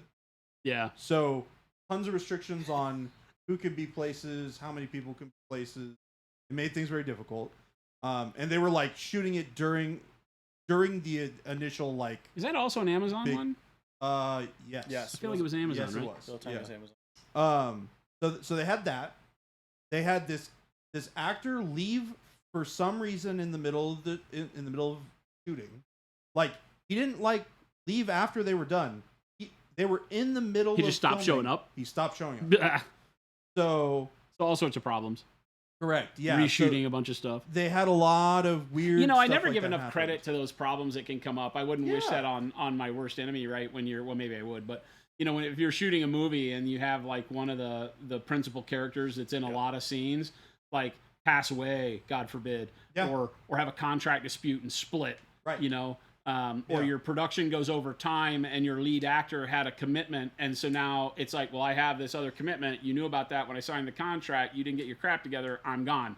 And movies that just fail because what do? We CG Tom Cruise in for the last 15 minutes of the Right. film. You know, nobody's gonna buy that. Yeah. And so, you know, I tend to forget all of the problems of production and the logistics of containing, especially nowadays, ridiculous amount of people involved in a movie, Yeah. right? You know, like I made the joke that you go back and you watch the credits of Casablanca and it's like a 10% of today's current movies on it was a huge production. Or like Yeah. Ben-Hur was a huge production at its time, and it doesn't even scratch the surface of like the worst Pixar movie as far as the amount of people that were involved But in so it. so all things considered, that's why I don't really think for negatively.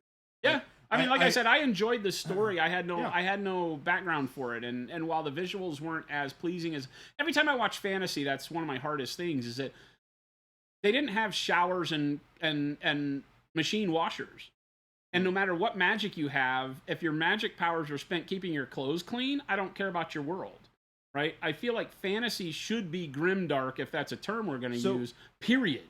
The- Because there was nothing but dirt and dust and smelly.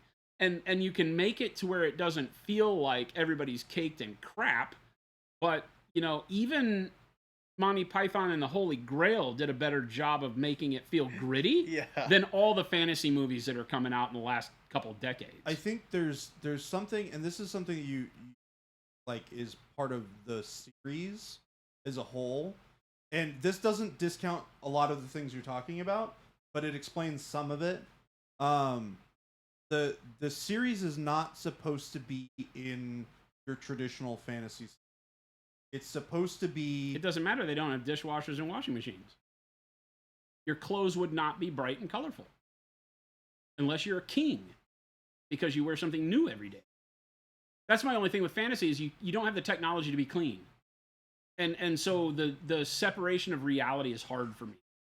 Which sounds stupid because I'm like, look, dragons and orcs and goblins. And I'm like, but they have clean clothes. Unless This you is have bothering magic. me. Unless you have magic, then you don't need a dishwasher. My suspension of disbelief is very difficult when I know that it's just because someone was shooting for best costume designer, you know? And a lot of people used to tell me it's because they didn't want a monochromatic color palette because visually it's not as stunning on the screen. And I'm like, wait. Have you seen Oppenheimer? Have you seen Chernobyl? Where they went to great lengths to make them more like monochromatic. And the intensity that brings to a movie, like a music score does. You know, I don't think that having bright, you know, Teletubby colors on your magicians makes for good fantasy. Yeah. It's interesting because Bright the- Teletubby magician. That's what they were. The interesting thing about the story is like a lot of what's happening is happening very much behind the scenes. The world is not in turmoil in this series, at least at the beginning. Like wars are not currently happening in the relevant places that you're at, and so like people are just like in a decent place. Like there's it's supposed to be like a step above technology wise from where like the average. And it's also worth noting, it's not like past level fantasy, it's in post-apocalyptic Earth is where it takes place, which is a lot of different. When you talk about characters that are very skyscrapers old. and stuff in the There's literally skyscraper. You may not have noticed it, but in the first opening scene, when Moiraine is looking over the valley. There's the really tall spires. Those are literally skyscrapers. Oh, okay. Yeah. I didn't get that sense Yes. through any of it. Yeah. Because it was all like shot in like open woods where they're slinging spells and fighting each other. Yeah. and I crap mean, like that. it's definitely very and then in a palace that was very medieval. much far post-apocalyptic Okay. future. That's interesting. And this is the other part of this is really interesting is they don't like explicitly say, oh, that's an airplane, right? When they're like looking in the past or whatever. But they say like that's a weird like tube-shaped thing flying through the air that is weird technology from the past that doesn't exist anymore. It's like that's very obviously an airplane. It's circular, so it's both past and future, is what Paint Liquor. Yeah. That's too much for me. I love that Paint Liquor also says that Xena Warrior Princess was peak. Just saying. I dreaded all those shows. They were like at the time where so much was over sexualized. Xena Warrior Princess, Hercules, Kevin Sorbo, right? That stuff was all. I hated it. Yeah. You're dreading Amazon making God of War as a show? Oh, really? I mean, their track record's not. Yeah, awesome. Amazon doesn't have a good track record. Here's so the thing. far. Here's the thing that I learned recently. They'll spend a lot of money and make it look good. So Amazon is just like early Netflix, where somebody could make a show, say, "Hey, Amazon, we want you guys to be the ones to like put it on your website. Yeah. We'll call it, an Amazon exclusive or whatever." I have a buddy who's making a documentary, and that's what they're probably going to do because Netflix is really hard to get into. Really? So a lot of these aren't actually Amazon studios. It's a different studio. Well, of course. which does Yeah, it Amazon. under Yeah, Amazon, I mean, right? but then stuff that's really like Rings of Power was Amazon. Yes, and you got stuff like that, but I think Amazon's getting a lot of bad rap because you have easy to get into, so you have all these studios that are just making stuff and going there. But then sometimes you get cool stuff like Invincible, which I don't know if that was Amazon or if it was a different. That was a really Yeah, they pulled off Invincible really well. Yeah, Yeah. the rights. Yeah, there are skyscrapers and Mercedes hood ornaments found by one of the main characters, and they find tunnels going through mountains and still has stripes due to the weather not damaging the tunnels. That's interesting. Yeah. See, and I didn't take away any of that from the show. Yeah. So either I wasn't paying attention if it was in the show or it wasn't in the show. It's really weird too, because like there are characters that are thousands and thousands and thousands of years old. So like these characters were alive when a lot of this stuff is like during our time. Yeah. Which is interesting. Phoenix, are we going to try out Baldur's Gate 3 when it comes on August 3rd? Nah, probably not. I definitely Are very you? excited for it. Yeah. They put it out on early access like 3 years ago. Yeah, it was a long time ago. Yeah, and that was very They frustrating. got really bad feedback, but they went back to the drawing board and like redid the whole game. Yeah, and it looks really, really cool. Cool. It looks really cool. Very excited. A lot more apparent in the books. Yeah. Well, that could be cool. Like I've always liked the idea. That's a trope that I may get explored more than I know because I don't go hunting for fantasy books very often. But I really like the idea of the fall of civilization and the climb of civilization going through those medieval times again, so to speak, right? As humans come back after the apocalypse or whatever happens, mass extinction event. They claw their way back out, and maybe there is magic due to mutations. There's some tropes like that in like fantasy sci-fi where magic can be mental, psionics and things like that are caused by nuclear, radiation, mutations and things like that, or latent, powers of the brain unlocked due to stress and all that kind of stuff. So it's a lot of cool stuff that you can do with it. I didn't get that sense of Wheel of Time at all, but that doesn't mean anything. Yeah, I think the whole idea of like the Wheel of Time is that like everything happens and then like it ebbs and flows and it always comes back to where it was before. So like you have this era of like destruction of the planet and then it like goes back and then grows and then comes back and then gets blown up again. That sort of stuff. Rebirth is a thing. And Phoenix is like, imagine if the shit hits the fan and you survive the end of the world and then you start a new age after age after age. Oh, now we're talking about the Emperor of Mankind. Now we're into the Horus Heresy. Look at how we made this circular. Yep. very much like the Shannara series on MTV that was a total mess as well. Well, again, that was like they turned it into like a overly sexualized young adult thing, Yeah. right? I think get I watched an episode or two or bits of episodes along the way on that thing. It was hard for me because we didn't have MTV, and that was, it had some bright spots. Like, excuse me, it had some things that I thought they did well. I didn't remember the Shannara books very well. I read those as a kid, so it's very hard for me to get back on track. But I just was like, this is like the WB made a fantasy flick. It was not great. The problem with Shannara for me is it is overtly Earth. Like it is obvious that like you can still see the Space Needle, right? Very identifiable landmarks. You're like, oh, I know we're in Seattle. I know we're in St. Louis or whatever. So The Arch. yeah, and so it's like it's stuff like that where I'm like, all right, you took me out of it, right? But like things like the visual in the Wheel of Time, like, oh, those are skyscrapers. Okay, well, I could be anywhere, right? So we're just somewhere, right? Well, I like the recognition of it. I mean, it's like you could go back all the way to Planet of the Apes, where at the very end he finds a Statue of Liberty, right? I think that recognition can be very telling and pull you in if that's part of the crux of the story. If it's just that everywhere you go, you just are recognizing landmarks. I don't think it's part of the story. I think it's just like back. I mean, Shannara was blown out America, so yeah, it makes sense. But at least in the show that I watched from Shannara, and bear in mind I haven't read the books, I didn't particularly care for it. It took it a little bit out for me. Wheel of Time should be rated R or M instead of TV 14. I wonder if that's, I don't know the data on that, but I wonder how much that limits your reach and your advertising dollars. I really don't think that it needs to be rated R, to be honest with you. Like, I'm going back through the books that I read, and there aren't really a lot of things that, like, make me think that it should be rated R. It's like you look at a IP like Deadpool, right? You're like, oh, it has to be R. Can't really do Deadpool justice without it being R. There's But, no like, blood or deaths. Yeah. I mean, can you not have blood in TV-14? I think you're limited on how much. Yeah, you're limited on Blood? how much. But I think People can death still happen, die. Yeah, but I do think You that just there's can't be that. graphic about it. There's a good Gladiator, for example, as a movie. Like it's super gory, like cutting people's heads off and stuff. That's rated R. Doesn't have to have. Right. It's there. I don't think there's any sexual or anything like that. It's just people. Getting brutally killed. There are definitely there's sexual stuff happening in parts of the Wheel of Time, but it's not.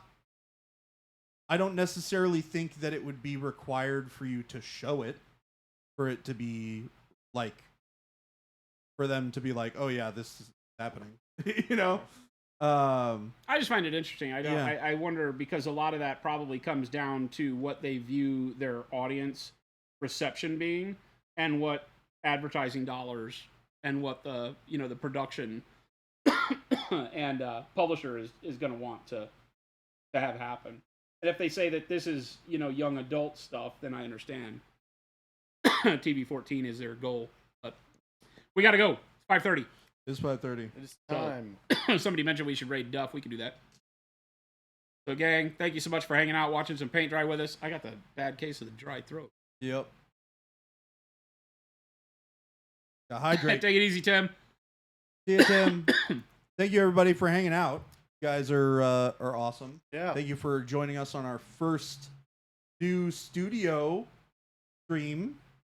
Now that we got everything all cleaned up and organized. Chat, should we keep Gabe? I don't Yeah, think can so. we keep him? I don't think we should. Make sure to follow the links that Jen's thrown up in the chat there. And if you're new around here, hit that follow button. We'll be back on again tomorrow. We stream 5 days a week, Monday, Wednesday, Friday, like tomorrow, coming up noon Pacific time for our hobby lunch. Go till 2 p.m. And then Tuesday and Thursday, 2 p.m. to 5 p.m. like today.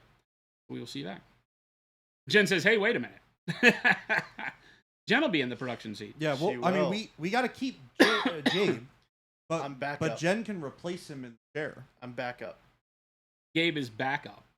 Yeah. All right, gang. Stick around for the raid. Show some love in the channel we wind up in. We will look forward to catching you back here tomorrow. We will see you all then. Adios, gang. Goodbye, everybody. That's your cue to hit the stop button. Yeah, you gotta hit Stream the end stop button. streaming The button. stream end button. Stream end button. All right.